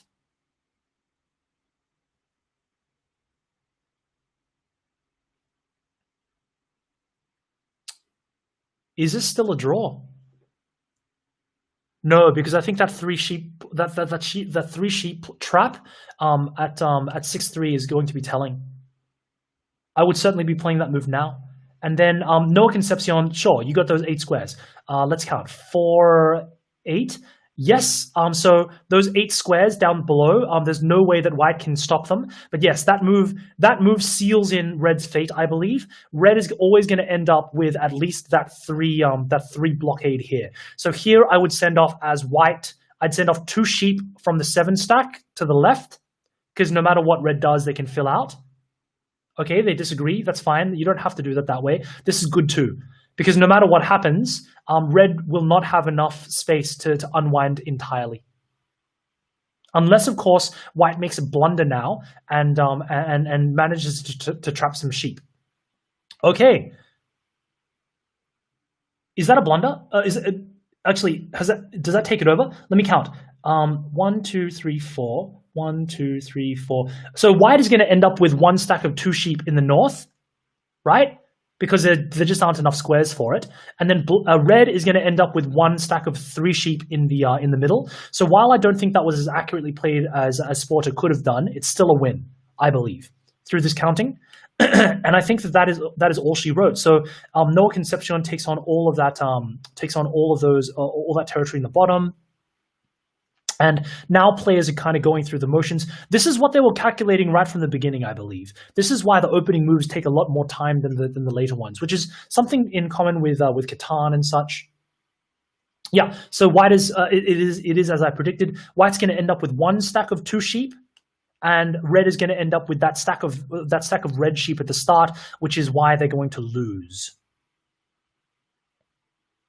Sporter, really well played, white. Super well played, white. And a hats off to Noah. Well done. You certainly threw some wrinkles in there. A very, very interesting, very interesting game. Very illustrative. All right, let's go back here, and we're going to head into. We're going to spot like me. Oh dear. Oh dear me. I've had the spotlight on me the entire time for that simple section, and we haven't. I didn't. None of you were able to see the game. That is entirely my fault. I hope that if you'd like to play through that game again, that was round 4. That was round 4. You can play through with the commentary. I apologize for that entirely. The rest of the gameplay commentary is going to will hopefully move ahead without any issues like that. And in fact, I'm going to have this largely on the tournament website thing until we move forward. But our apologies for that slight technical hiccup. Great apologies there.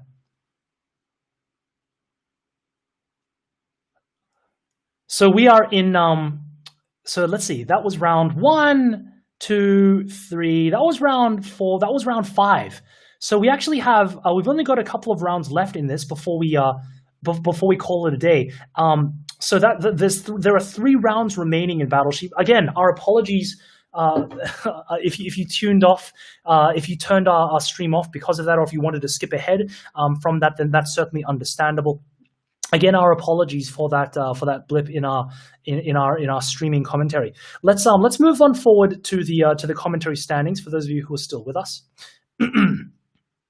And let's have a look at the standings so far. Here is the table. Standing at the top of the board is a player that we saw earlier on, Joguzdo Mundo, who I believe had a matchup with Game King. Game King coming in second, so that matchup was really interesting. Who won that game again? I believe it was Game King beat out Joguzdo Mundo, if I remember things correctly. We've got the China Cat in third, Varshad, who we also saw in a previous match, Ricardo Gomez, Peru's strongest gamer, and Legendario. A lot of these players who we've seen before. Next round, I imagine, I don't know exactly how the tournament software works with Board Game Arena. I imagine that once you've had a matchup, you're not going to be able to see that matchup happen again. And we're just about at the end of this, and we had a draw. Flicking through very quickly, it looks to me that draws are not that common. Very interesting stuff. So it looks like either the metagame is developing and players are unwilling to take draws. They're more people are more willing to experiment and try things out. Or it simply is that one player or there's a lot of calculation, and so either there's a massive advantage for first player, or there are other imbalances to be taken advantage of. And in games, it's interesting. There's a question of in game design. Do we want there to be imbalances? Very interesting indeed. All right. So as we head into the final rounds of this tournament, who do you think is going to win? My pick of it. Let's actually go back to the tournament standings.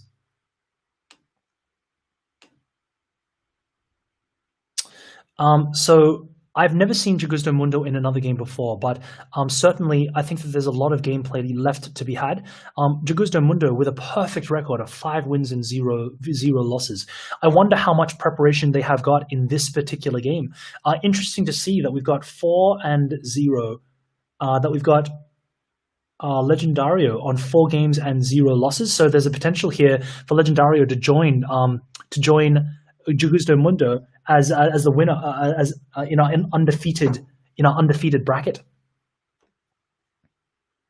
Is there anyone else who is potentially undefeated? Varshad is also potentially undefeated. Has currently a record of 4 wins and 0 losses, and there's a potential for there's a potential for them to complete their game and to retain their undefeated record. Question for you out there in the comment section below: what are the kinds of games that you enjoy most? What would you like to see more of on our calendar?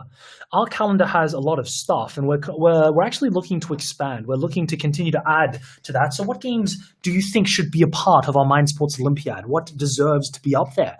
What games don't? That's also an interesting question. If all of these games are open to the Pentamind World Championship, do you think that it is appropriate for players to be able to compete and weigh up the differences between Go and Othello, coming first in Go and Othello, with coming first in a poker tournament? How else do we weigh the competing metrics, whether or not these games are equal? Is it simply based on how many people enjoy these games? Really interesting question, something for you to have a crack at later on. Going back to our tournament schedule, we're heading into to the end of our 5th round still 2 rounds left to be played. I'm actually going to jump in very quickly to watch this match between Varshad and Legendario. Let's have a look at this game. And I spoke too soon. That game has ended, so we should have a result from that, and we should be heading into the final rounds. Let's see. Let's update this. Okay, we certainly do. And we've got our number 4 ranked player, Varshad, against Jugusto Mundo. Actually, I believe there's a potential that they're both undefeated. This is certainly going to be top of the Swiss. We'll check that in a little while. And let me check the restream to make sure that we are seeing this. Yes, we certainly are. Shout out to Restream for allowing us to use their software to broadcast our games, and we finally got this sorted. I apologize for the technical mix-up again before. We're heading into round 6. This is round 6 here between 2 of the strongest players in our tournament, Jugusto Mundo and Varshad. Here we've got our very first game state with islands, with holes in the center. I wonder how they're going to interpret this. This is super interesting. Jugusto Mundo has their starting position, and they've chosen this square. The threat, I believe, is to move directly to the left and potentially wall off the northern side of the board. It's not as simple when you have this is a non-symmetric board with holes in the middle. Not as simple to calculate through here. Where would Varshad place? You cannot place, for example, on the interior. You have to place on the outside of the board, such that it is your sheep are on the outside border. I think it would be a mistake to play 1, 2, 3, 4, 5, 6. So Jugusto Mundo has placed his sheep at the 5th row on the 6th hex from the left. I believe it would be a mistake to place at 1, 2, 3, 4, 5, 6, 3. On the 6th row, on the row below the blue sheep, at 3, I think that'd be a mistake because instantly you get walled off by the blue. You get cut off from the north, and you only have access to 11 tiles there, as opposed to the everything else by the blue pieces. So that's certainly that's a place not to go. Very interesting. So White is now threatening to place down to the south and take the entire the left and northern segment of the board for themselves. How can Blue? I believe Blue's placement is. I don't want to say forced. I don't think blue will place to the south. I believe it's interesting to place to see whether blue will split off to the north or to the west, right? Left or north, left or top. And I think they're more likely to go left actually, because that's where the unclaimed territory can be.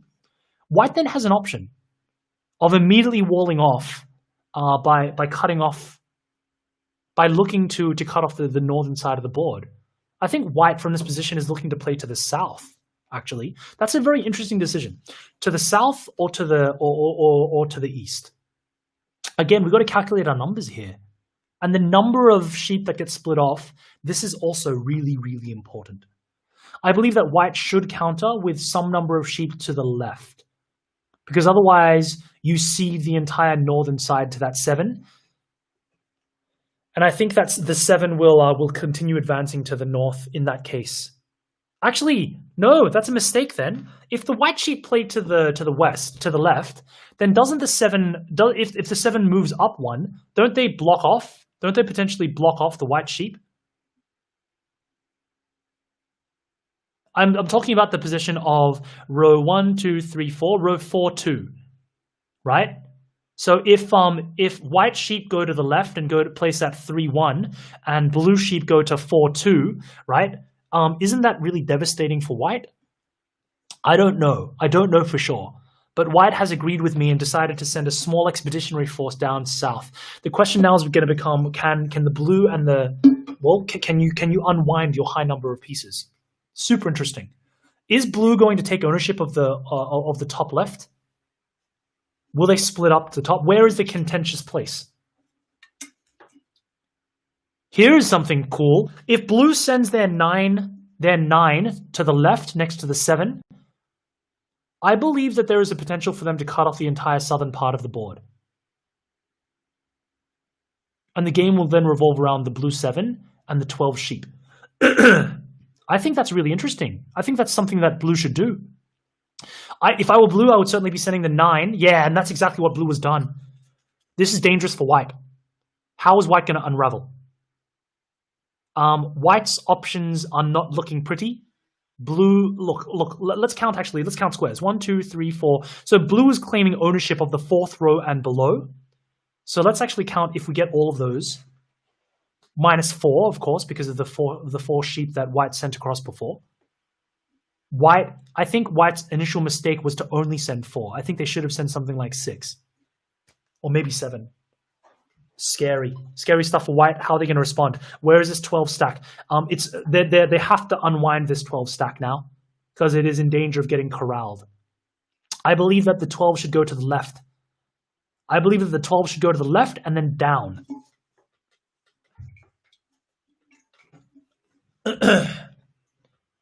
Well, actually, let me revise that. If white's 12 stack goes to the left, then it threatens immediately going, oh, they've done it another way.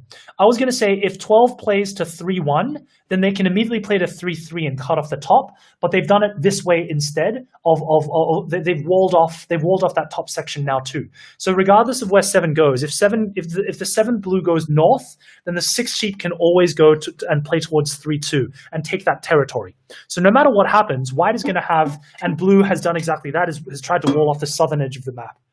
Scary stuff now. White's going to end up with some inefficiencies here. Because the 6, it's not the top 6 placement that I'm worried about, it's the bottom 6 placement. 1, 2, 3, 4. So the 6 placement of white sheep on 4-3. The 4th column, the 4th row, and the 3rd hex.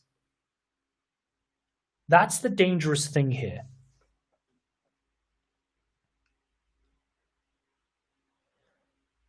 How is that 6 stack going to have enough life or liberty or room to move?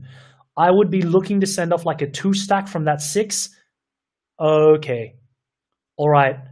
So I think that's another way of doing it, of taking that 6 stack at 4-3. That is going to go north, and white is going to try to unravel this way instead. I think that's actually a much better way of doing it than what I was considering, which was that the 6 is going to go towards the right-hand side. Oh, that's interesting. So blue, it would be a mistake for blue to send any more than say 2 or 3 sheep north. But if they send 4, it's a mistake because white can simply send 6 from the 6 sheep. They can send some sheep north and then trap blue. I think both of these white 4 sheep in the bottom, in the southern part of the map, are going to be completely fine. They're going to unravel. They're going to unravel really well. This 5 sheep by blue is in danger of getting trapped now. Super interesting. Super interesting. And again, blue is countering by saying my 5 might get trapped, but maybe your 6 might get trapped. This needs to be responded to. The 6 needs to move. Blue, Jagusto Mundo may have calculated this all the way to the end. If I were white, I'd strongly consider sending two sheep to the right from that 6, or some sheep north, and that's what we've seen. This is certainly the more flexible option because the 3 sheep at position 4-3 can still move in any direction, north or to the east. But there needed to be a move by that 6 there. This blue 5 is in danger of getting caught now because if the 4 sheep at the left hand side of the board, if the 4 sheep moves up, then blue's not going to have anywhere to move this 5. It's going to get trapped very easily. It's going to end up like a 3 stack or even more maybe. So blue's in trouble here. Blue's in a lot of trouble. The thing is, if the blue stack of 5 doesn't have an easy out either. If the blue stack of 5 moves 1 to the left, they get trapped in by the white immediately. If they move north, they get trapped in by the white sheep immediately again. So exactly how many? I think no matter what happens, blue's going to get trapped. I think it's a you're damned if you do, damned if you don't kind of situation.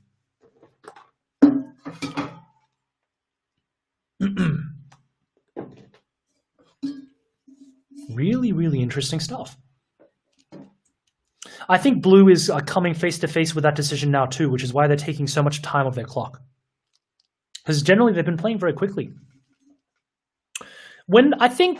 So back to this question of what is the difference when you have lots of holes in the game. If you've got little holes like this and you've got like lots of little bottlenecks, I think it increases the chance that a stack is going to get trapped.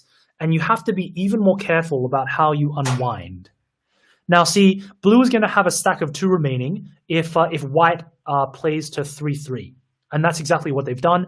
So blue has no option now. That 2 stack is always going to be that 2 stack.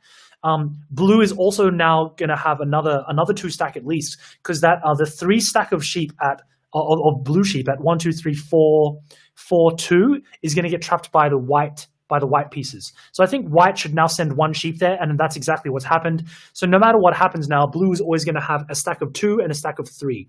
So that's 3 sheep that are inefficient, and white has 1 sheep that is inefficient, that 2 sheep stack in the middle, and I think everything else is going to get unwound. White is now forced to place to go right with that 3 sheep stack. Oh no, they're not. Excuse me, because there's no other threat.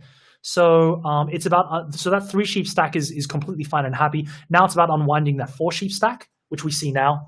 That 3 sheep stack to the north for white is also completely happy. There's nothing threatening them there either.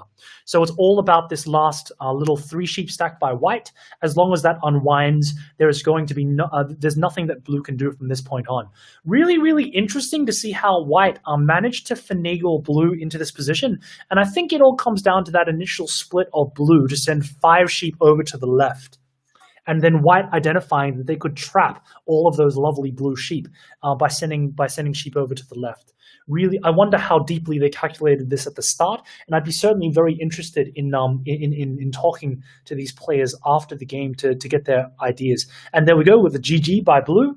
Blue recognizes that they cannot win. Something we love to see. Great game, Varshad. Well played, Varshad. Fantastic. Let's go back to the tournament and see how we're doing so far. Battle Sheep. I believe Varshad is now our only undefeated player, and this is after six rounds total. So we should have, there we go. Varshad is at 6 wins and 0 losses. We've got Jaguzdo Mundo who's nearest on 5 and 1. Is it still possible for them to catch up? Let's assume that Varshad loses their last 2 rounds, 6 and 2. Yes, technically Jaguzdo Mundo can still catch them for the lead. If I believe if Varshad can wins his next round, then he cannot lose the tournament. The least he can do is tie it. And based on the Swiss, we're not going to have a playoffs for this tournament. It's simply going to be based on the opponent's points. The tiebreaker of opponent's points, of which Varshad has a very high. He's played a lot of very strong opponents, so he's ahead on the tiebreakers. That is for sure. Really, really cool. Let's see how the rest of the tournament is going. Still about half the games left to be played. We got, oh, that's really cool. Ricardo Gomez against Legendario. That's going to be a good match to watch. Let's jump into that. Let me check the restream to make sure that we're in that. We certainly are. And I'm going to go to game. We should be nearing the end of this, so we'll see if either player has a unique advantage. Ricardo has the black sheep pieces. White has two bunches of sheep already trapped in the north. And there's one lonely black sheep by Ricardo Gomez who owned all that territory. Doesn't need to be played. It certainly looks like the black sheeps, not sheeps, have a massive advantage here. Yes, and this 3 and the 2 sheep that have been isolated in the top are going to be the end of the game for unfortunately Legendario. Really cool. Really well played by Ricardo Gomez. Well played by both. And we love to see that. Well done, Legendario, for your sportsmanship. I sat down against Ricardo Gomez in the 2018 Catan Olympiad, where I beat him in the what do you call them, the Swiss matches, and then he beat me in the finals, and we ended up tied 3rd for that tournament. He's a very smart man, Ricardo Gomez, really fantastic calculator. And we've got Ricardo with that win. Ricardo Gomez goes into 4th place with a record of 5 and 1. In these shorter tournament formats where there's only 8 rounds, it's actually really hard to win the thing if you don't go on an undefeated tear. So even one loss, depending on where the loss happens, is enough to take you out of contention to win the thing. And especially for the Mind Sports Olympiad, people are generally only playing for 1st place. Although, of course, we do send out shiny gold, silver, and bronze medals, which you can check out if you'd like to on our MSO page. Varshad now on 6 wins and 0 seems to be the runaway at the moment. And we seem to have we're gonna run into another really high level game. I'm actually gonna go into Jaguzdo. I'm gonna watch Varshad. We'll see the winner of this game. We'll see. This is going to be interesting. If Varshad can lose, Varshad seems to have played a lot of games from the 1st player position. If Varshad loses, then there's still a chance for it could still be anybody's game. If, however, he manages to win, it's going to do a lot to cement his position at the top of the Swiss. Brazilwa, a very strong player, a player that we've watched before. And Varshad is taking a little bit to get stuck into the game. If you've played, what other games out there have you managed to play during the schedule? What have you joined us in? Are there certain games which you are a specialist at? Do you really like Carcassonne and other Euro games? Are you watching the commentary because you want because you really like Battlesheet because you featured in this, or are you looking for other games to buy to play to see how these guys do? I would certainly recommend Battlesheet, a very deep game. Very, very deep indeed. Not as simple as you would assume. Board Game Arena, you might be wondering out there, if you've never joined Board Game Arena, it's free to play, and you get to create these little things. You might be wondering what all these little badges underneath your thing are. You get points for playing games. You get points. This is the number of games, your ELO rank at this game. So they track your scores at this. Legendario managed to get into the top 20 of Battlesheet a little while ago, which is a fantastic achievement. And this is the karma reputation. Are you leaving games? Are you playing things all the way to the end? Do other players report you for poor conduct, that kind of thing? And it's fantastic. BGA actually have these world rankings. They keep track of where you fare in terms of all of the players who play the game. Fantastic, really good stuff. If you like your statistics, there's certainly a lot to get your teeth stuck into.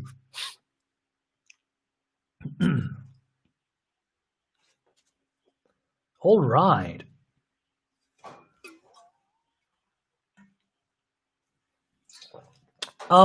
Something else that's super interesting to me is that we have players making a lot of sacrifice to join us from all around the world. We'll spotlight me for just a little while, and don't worry, I'll keep an eye this time on the other game thing.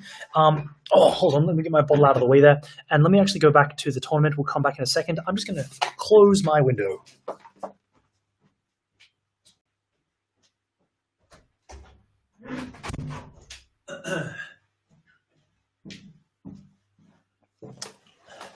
And we're back. Yeah, so there are we have a global schedule. We've got a global outreach. There are so many people getting up at like 4 a.m. in the morning to play these tournaments, and getting up at 10 a.m. and starting a tournament at 10 p.m., finishing all the way into the early hours of the morning, and that's a symptom of having a global outreach from the MSO's point of view, which is just fantastic. I mean, it's kind of topical. A greater proportion of the world right now are either working from home or forced into lockdowns than ever before because of COVID. And I think that it's actually a really lovely thing that Eitan Ilfeld, the manager for Mind Sports Olympiad, recognized that, and that certainly informed the decision of opening up registration to be free. Okay, so it looks like players are about to jump into the game. They've just sat at their tables. Let's take a look at the thing and go to the game. Here we go. Let me check this so that we don't... Yep, we are certainly into the game. Excellent, right. All right, so we have a bottleneck-heavy game. So many bottlenecks everywhere. Brazilwa certainly doing their best. Varshad choosing not to fill the game, but instead create more bottlenecks. I think that in the grand scheme of things, if you choose to just bottleneck everything, then I think it will lead more to a draw. Like if both players continue to play a tall board, like a very thin, tall board, then it's just symmetrical. It's just as easy as before. You're just going to get like a little land bridge where players will cut off exactly half or slightly more than half. Probably no, they'll play it exactly half, and then we'll have a draw. Very interesting. Meta. Oh, that's a really interesting point of view as well. Certainly, in large tournaments like this, you can make decisions that you wouldn't make if you were playing the game just one match wins. If all you need to do is tie in order to progress, then you are incentivized to play towards a tie. Which has been criticized in a lot of different board games, including chess. Chess is one of the main ones where we see a lot of draws. People will play; they'll have 3 wins, and then they'll go on in a strong tournament, and they'll go on to just draw everything else. And people say, "Oh, well, that's really boring. Why are we doing that?" Well, the answer is people want to do this metagame thing of winning the tournament. That's what matters to them, not playing the best. Which kind of gives rise to this idea that you play well in tournaments so that you have the capacity to draw later on. Super interesting placement by Brazilwa to not continue placing symmetrically by creating a really tall board, but instead to try to break that symmetry somehow. I wonder how that's going, because the board is still very much it's very easy to create a bottleneck from both players on this board. So how are they going to find advantages here? How is Varshad going to place? There's an offer here. Brazilwa has made the offer of, if you want Varshad, we can play a non-symmetrical board. We can play one with holes in the middle. Varshad can lean into that, or he can fill the holes. Completely up to him. If we see Varshad placed towards the southern end, okay, this is a symmetrical board now. I believe that both players have one more tile to place. This is still a symmetrical board. We're going to see if it continues this way, right? For example, if one of the 4, if Brazilwa chooses to elongate one of the arms, one of the legs, and Varshad chooses to do the same, we're going to see the board cut in half, and then both players will take their 16 squares and we'll call it a draw. That's certainly a big possibility. Whether or not it will happen here, I don't know. I think Varshad would still be in the. I don't think he's at the place where he wants to play for a draw. I think he's still wanting to win because he's got players right on his heels. If he takes a draw and someone else wins, then he'll be on 6 wins, one draw, and actually let's see if that's right. Yeah, this is round 7. He'll have 6 wins, 1 draw, and other players will have 6 wins, 1 loss. So he'll still be at the top of the standings. But that leaves it all to play for the last round. The last round he has to win. He has to win. So I think that of these 2 matches for Varshad, because it's an 8-round tournament and he's currently at 6-0 and we're currently in round 7, Varshad has to win at least one of them and then he can draw the rest. So I think he'd be looking for at least a win here. There's nothing stopping him from doing so. Brazilwa really considering this next placement. How can they create an imbalance such that they have an advantage? It'd be interesting if they choose to fill this board and make it not as bottlenecky in the center. They've chosen to create 2 holes, and it's kind of a fill. This is really interesting. Very curious. Still a lot of bottlenecking opportunities, but fewer to cut them off entirely. It's going to be very tactical. Places that are attractive to me, 1, 2, 3, 4, 4, 3. 4, 3 is really attractive to me, because you can either placing to the left or placing south cuts off entire sections of the board, either the right-hand side, the right hemisphere, or the left hemisphere. How is Varshad going to counter? If the game were to play now, I think 4-3 is clearly one of the stronger placements. 4-3 or on the bottom, the similar place. Down the bottom, south. But I think that 4-3 is certainly stronger. Interesting here, does Varshad choose to elongate the board to the north? Or lean into the lack of symmetry and go towards the east or the west?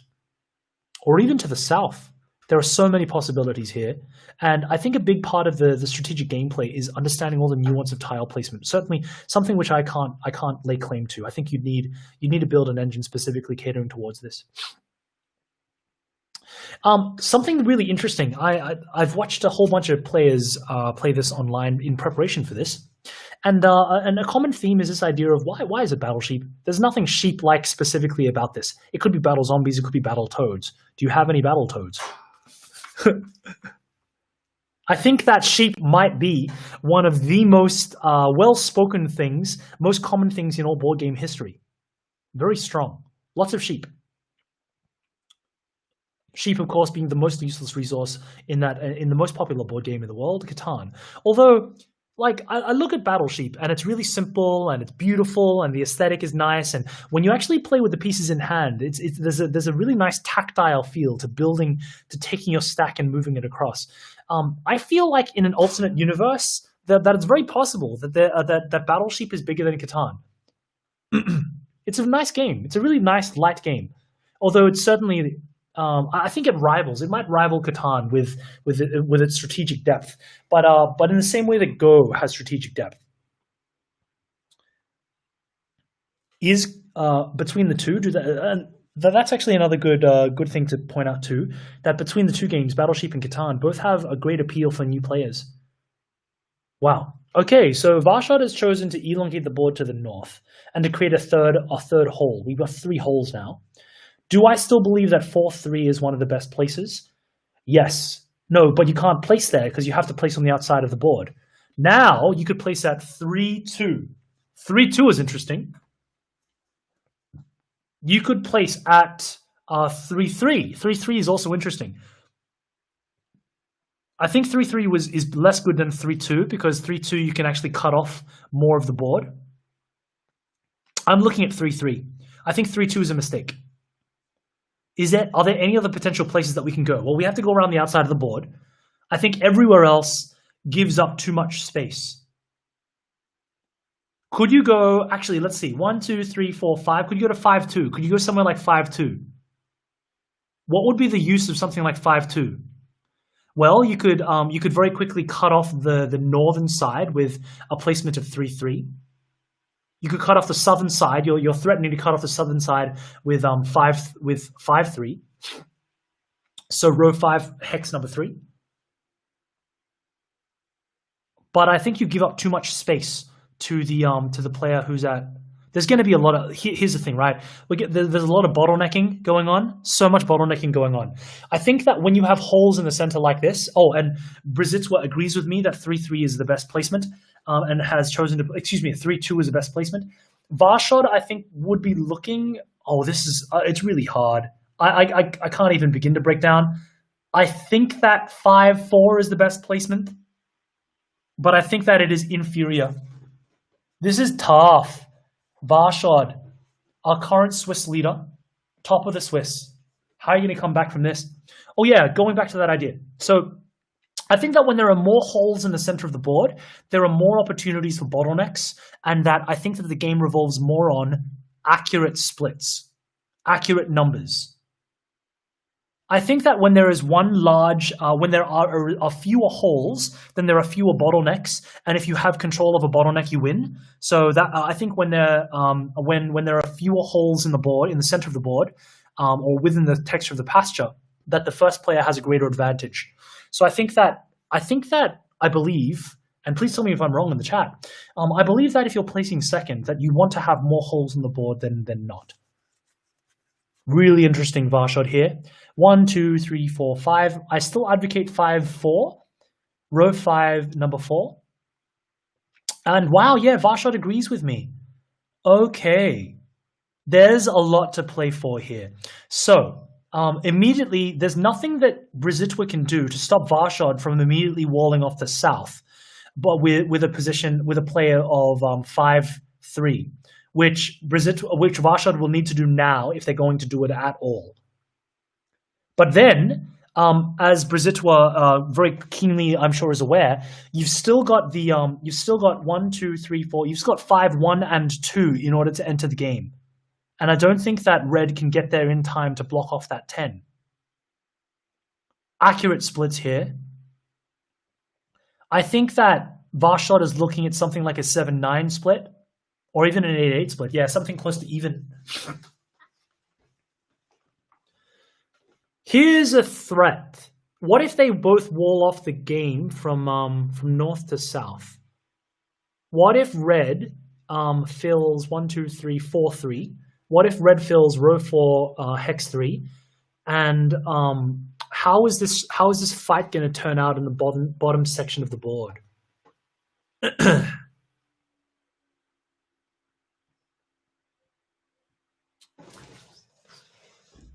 Super interesting stuff. Okay, Brazilwa threatening to take the entire northern section of the board. And that's actually a lot of squares. That's 4, 8, 12, 4, 8, 12, 16. That's 17 squares. I think white's won. I didn't see this. I think white's won with that move. I think the 7 at the 7 stack of white goes 1, 2, 3, 4. I think row 4 hex 2. I think the 7 goes across. Yep. And let's count again, right? Let's count territory. So right from the 4th row, 4 squares, 8 squares, 12 squares, 16 squares, 18 squares. Yeah. Red doesn't have enough. Red lost. Yeah, red can't unwind here, and there's no way that red has access to the northern pastures here. Wow, Varshad loses. Yeah, Varshad agrees. GG. They've done the math. Fantastic move order there, Brazilwa. I didn't see it. I'll admit that my brain power was a little bit fuzzy. I didn't see that white could cut off Varshad directly, immediately by taking the northern side of the board. I think Varshad might have been aware of it because he's much better. They're a much better player than I am. But really well done by Brazilwa to see this. This actually, for the complexion of the tournament, this opens it up again. It's anyone's game now. And there should be about like 3 or 4 people who can win this tournament. And the players are just playing out the moves. They're a lot faster now because everything kind of is set up. We see Game King 51 there. Hello, Game King. Nice to see you, Ankush. And that's the game. Brazilwa, really well played. Really, really well played. Cutting off the entire northern section of the board. I think that with the board texture, that Brazilwa simply had an overwhelming advantage as first player. I think that placing at 3-3 was simply too strong. Let's take a look at the standing, the tournament standing so far. Nope, that's not what I want to see. Okay. All right. So Varshad just lost with a score of 6 wins and 1 loss. China CAD has the same record, although a slightly less or a slightly lower opponent's score thing here. Sorry, a tiebreaker, which is the opponent's points. Ricardo Gomez has crept back up into contention for the lead with Varshad's last loss at 6 wins and 1 loss. So from my perspective, those are the 3 players.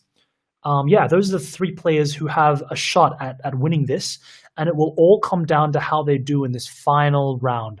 And we're right down to it. It's actually thrilling. We're taking all the way up until the 8th round. One thing's for sure: the game level here, the game level played is really, really quite high. And you might notice if you're playing along with the Pentamind, or you're paying attention to the Pentamind standings, or you're just playing a lot of these other tournaments, you're going to see a lot of these names recur in other games that we play. I promise you. Actually, a lot of these names are super strong. Okay, so we should be nearing the end of our tournament now. And we are, yeah. So we've got Ricardo Gomez, the China CAD. We're certainly going to jump into that game as soon as it starts. This is for the result of this game. The winner of the game between Ricardo Gomez and the China CAD is going to have 7 wins and 1 loss. Neither player is going to want to draw at this, and that's still a possibility as well. But the winner of that will go in contention for first place.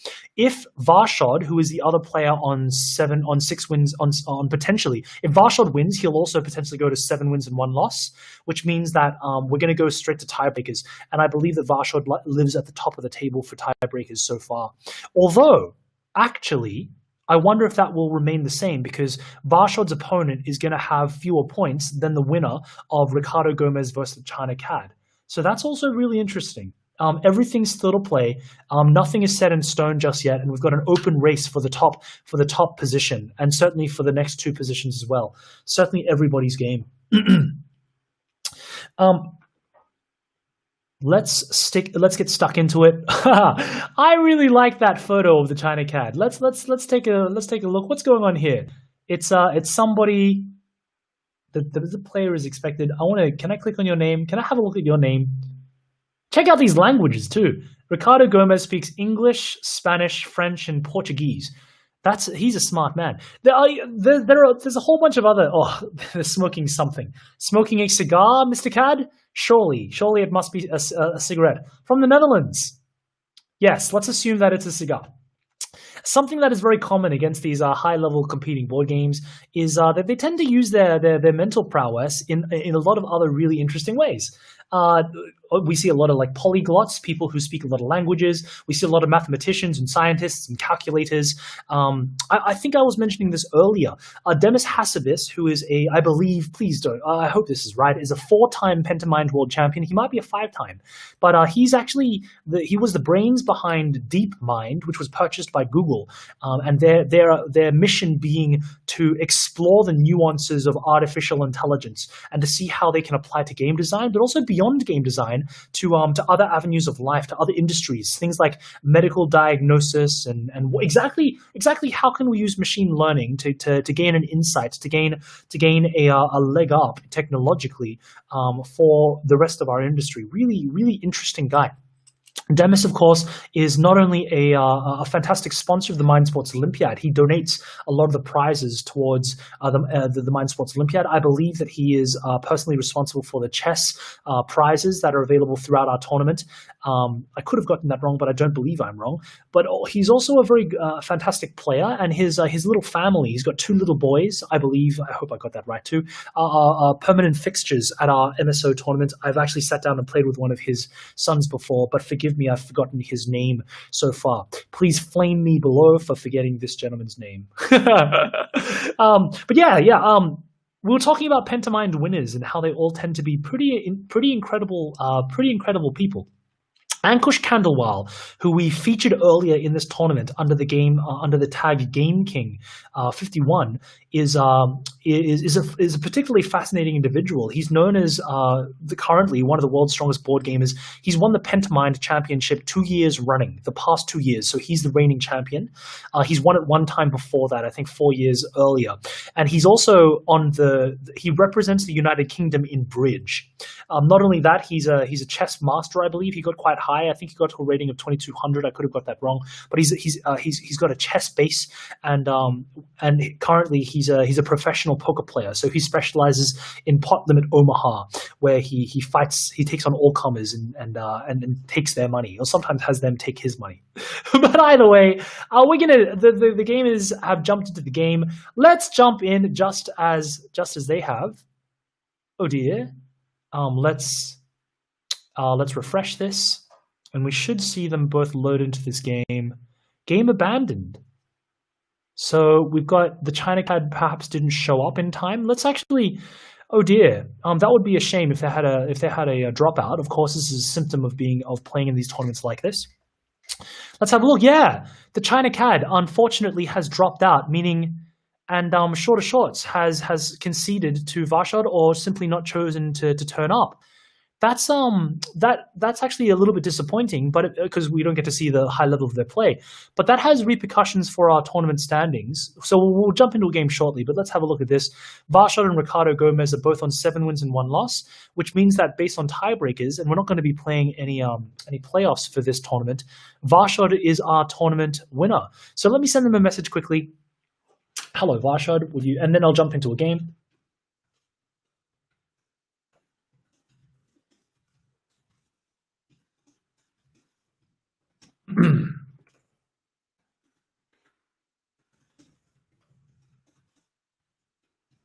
That was a slightly anticlimactic end to our game. But of course, this is an online tournament, and there is no prize money for this one. Just the pride of being able to fight it out with your fellow friends. So there's nothing really. Everyone's a private citizen, of course. You have no.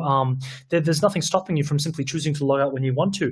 So what I think I'll do instead is I'll jump into this Brazilwa versus Jugoz do Mundo after I organize this.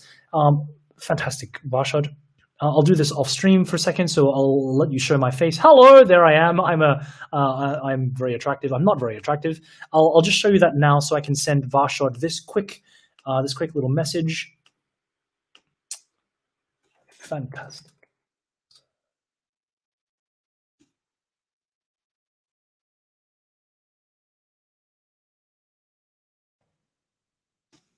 All right.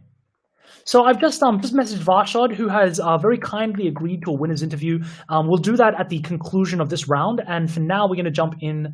We're going to jump in to watch one final match. The match that I would like to watch is Brazilwa versus Jugoz do Mundo. Jugoz do Mundo, of course, being our longtime leader of the tournament. Let's jump in and see their match now, and at the conclusion we'll have a chat to our tournament winner, Mr. Varshad. Okay, so we're well underway. Whoa! There's a whole bunch of stuff going on. Brazilwa playing the white pieces, Jugoz do Mundo playing the blue pieces. Excuse me. It looks like the white pieces have walled off the north, so it's a question of can blue unravel this 7? And it looks like all of these pieces are going to unwind. And where is this white 6 going to go from Brazilwa?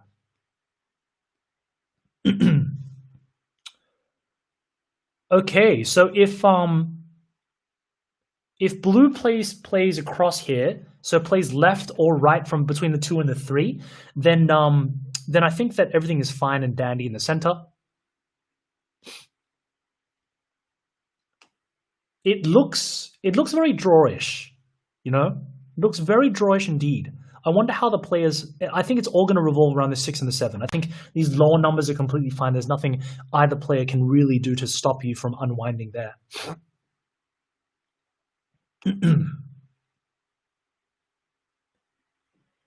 And we've just seen We've just seen Jugusto Mundo choose to go.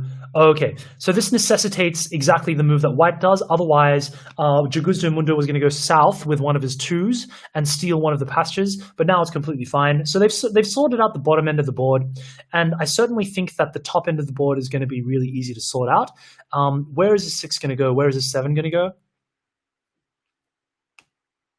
So this movement stops the 6 from being able to go south at all. So now this place will completely, all the blue pieces will unwind here without any difficulty, and the game revolves around the 6 and the 7 now. So how are we going to see this? So I know that the 7 will not go south. The 7 stack will not go south because you'll just get trapped unless you send one piece there. Likely there'll be a 7 stack sent north. The next question becomes, or actually, the 7 stack could go to the right. If the 7 stack goes, to the left. If the 7 stack goes to the left, there's a potential that that necessitates this white 6 stack of going north. And blue is in the driver's seat in terms of like splitting where they're going to choose to put their blue pieces, their sheep. It's unfortunate that if blue chooses to go towards the left for this move with a 7, and then towards back across to wall off that 6. This 3 from white is really well placed. So this is a threat that so that's exactly what Jugusto Mundo is doing. He's threatening to close off that, which will necessitate the 6 to go north. So I would imagine a split of at least 4. I would send 4 if I were white. Oh dear. If white sends their sheep north, the immediate response from blue is to send their 3 stack north as well. Which means that when white sends their sheep south again, blue can cut them off. So this is not trivial. This is not a trivial, okay, and I think we're about to see that. So I think that the 3 stack is going to go north to cut off the 5.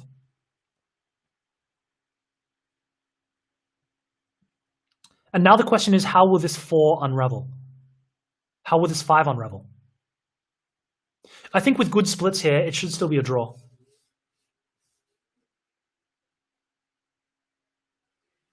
But there's still a lot to be played, and you can certainly misplay by splitting too many sheep. For example, if white, Brazilwa, chooses to split that 5 and go south with, say, 4 sheep, that's a clear mistake, because you're going to end up with an inefficient stack. Here, oh, that is interesting.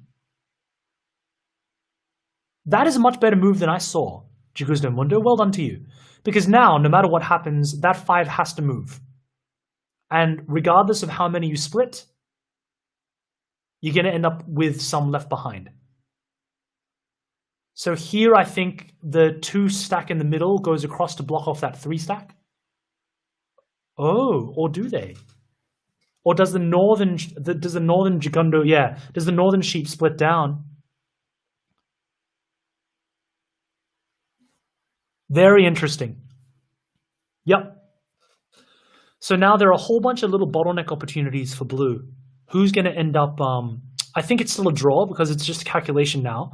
But yeah. So blue has that 2 stack at the north for blue is going to unwind. It's got a free pasture. It's whether this blue 3 can unwind successfully, and I don't see, or whether the white 3 can unwind successfully. Is this blue 3 going to stay trapped as a 2? It has to move next. That's for sure. Oh. Doesn't the blue 3 move north now and trap the 2, trap the white sheep 2? No. Blue's going to get a stack of 2, white's going to get a stack of 2. Yeah. So now white is going to move south with that. That's exactly what I thought. This is a draw. It's still a draw. It's a fancy way of doing a draw. Yeah, because all this stuff at the bottom is accounted for. This is a really well played game. Thank you, gentlemen. Well, I'm assuming gentlemen. I shouldn't say that. Thank you, gamers, for showing us an incredibly good game. Well done. Did I do that thing where I showed my face? I didn't. Good. That's a really good game. Thank you very much, Brazilwa and Jugusto Mundo. Let me see if I can have a chat with Varshad. So Varshad is going to be our winner. He sent me a bunch of messages. Okay, fantastic. If you could jump in now. Ah, the kind of cat with his lovely profile picture. Ha!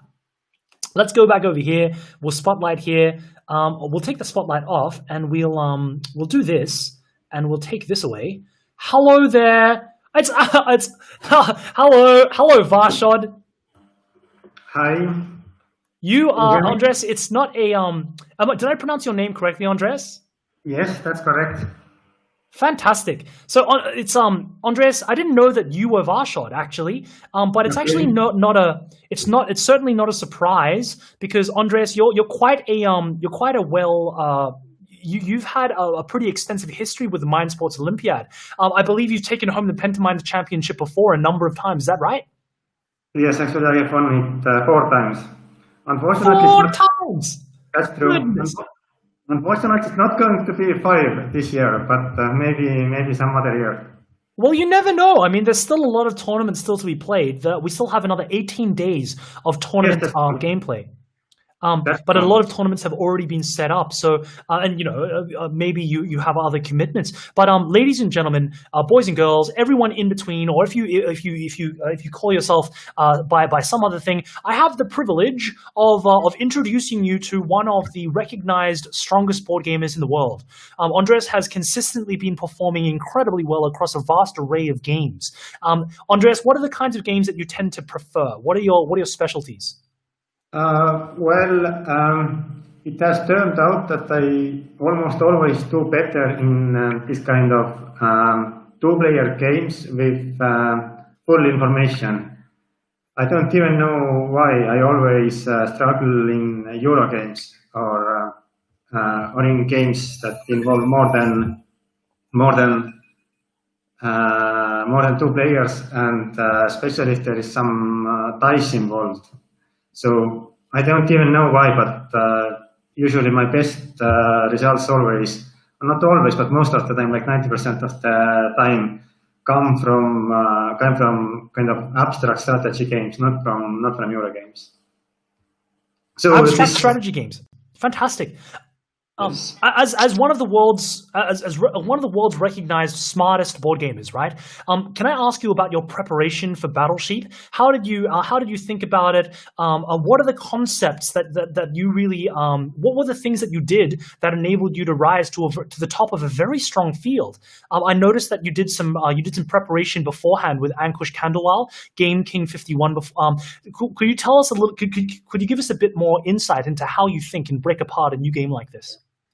Yeah, it's kind of curious case because this game Battleship is new for everybody. It's very first time that it is in the MSO program, and I think this information about this game being in this year's program came out something like a month or 2 before the first day. So everybody had just like 1 month or 2 months to prepare, and I certainly tried my best to try to play as many practice games as I can.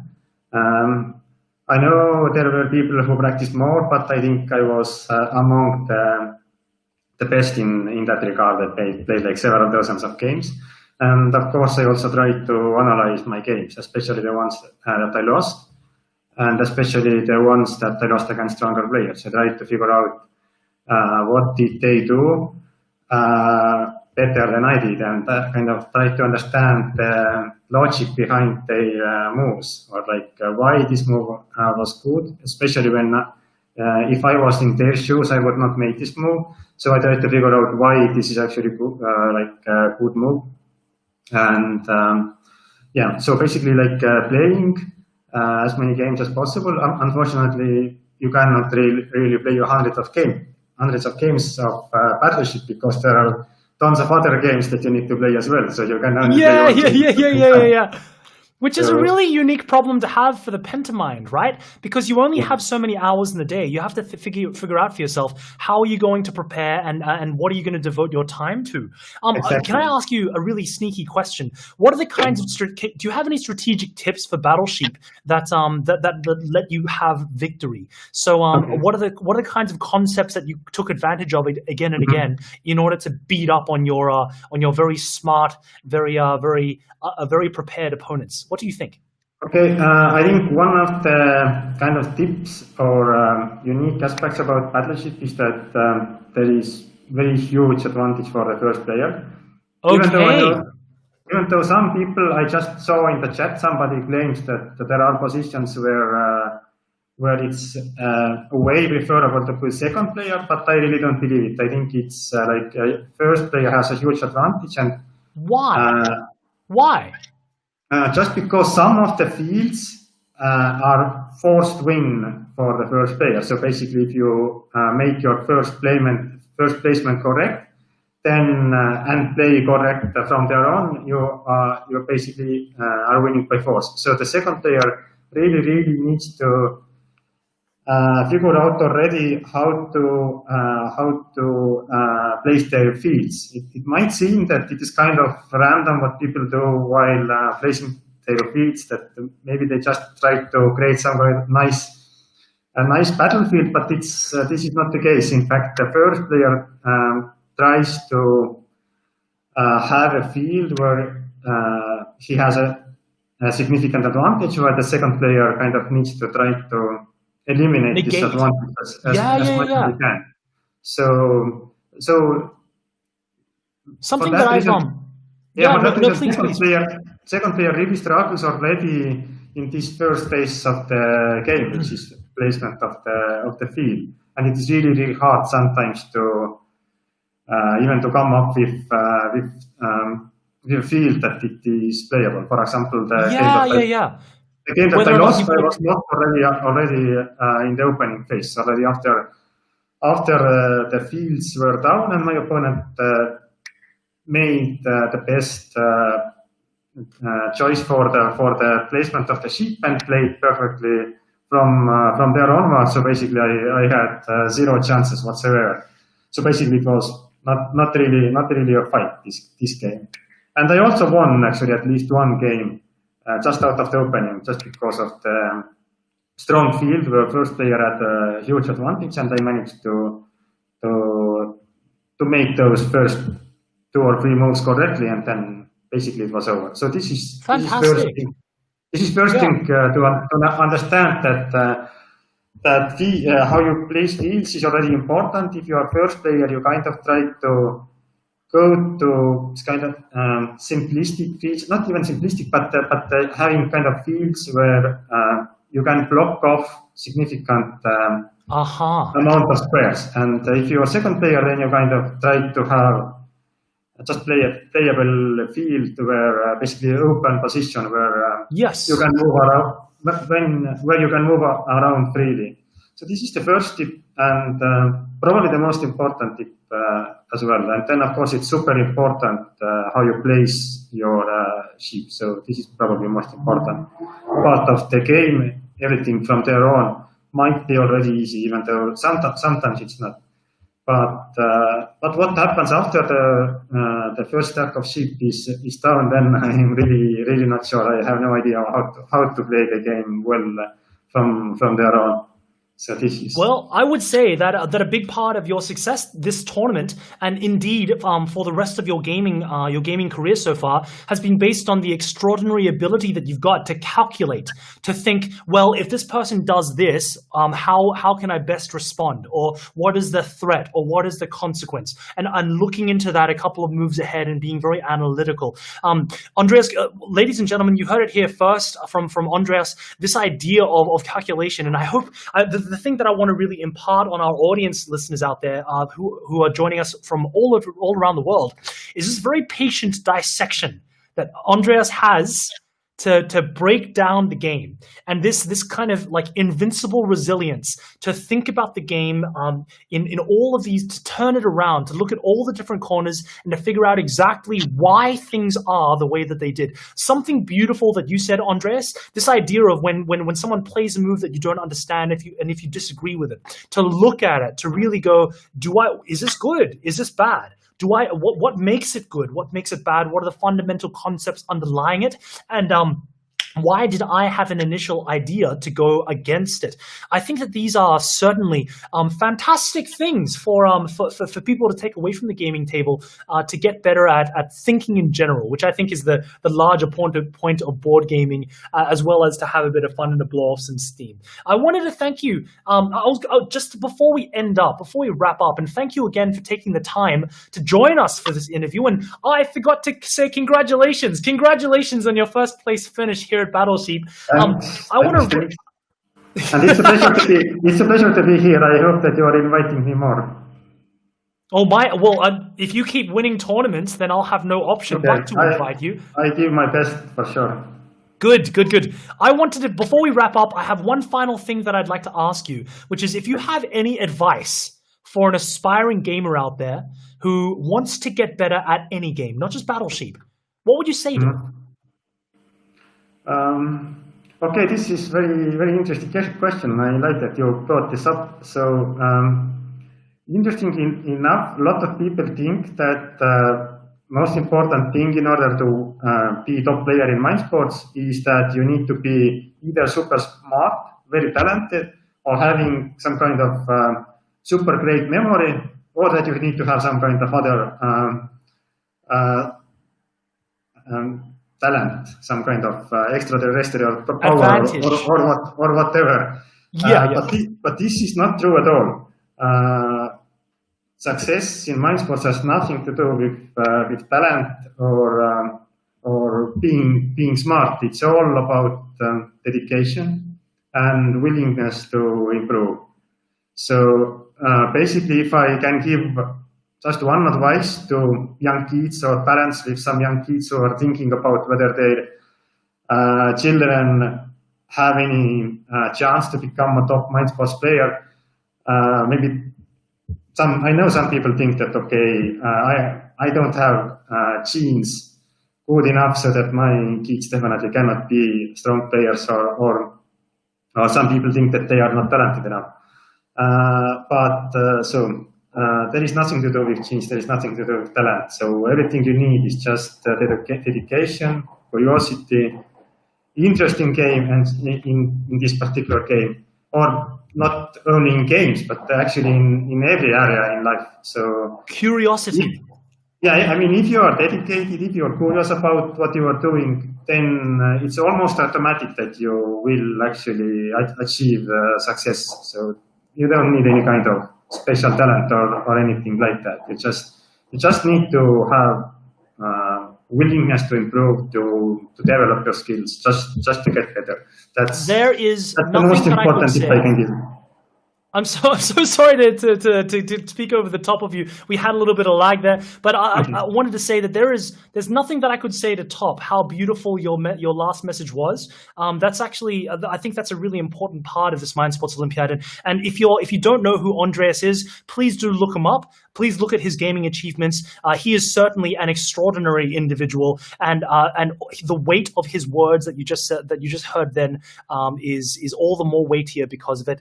Andreas, thank you so much again for your time. Congratulations again. I know that it's really late right now, and you've spent a lot of time thinking through this, so I'm going to let you go. And from all of us here at the Mind Sports Olympiad, from Andreas and myself, we want to wish you all a fantastic night of gaming out there in the world, and we hope to see you join us at the Mind Sports Olympiad soon, either as a viewer for these streams or, better yet, as a competitor. Maybe next time you'll be able to face off against Andreas and use his own advice against him and beat him up.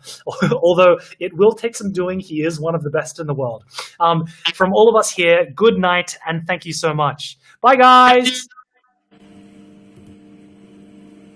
And we will finish there.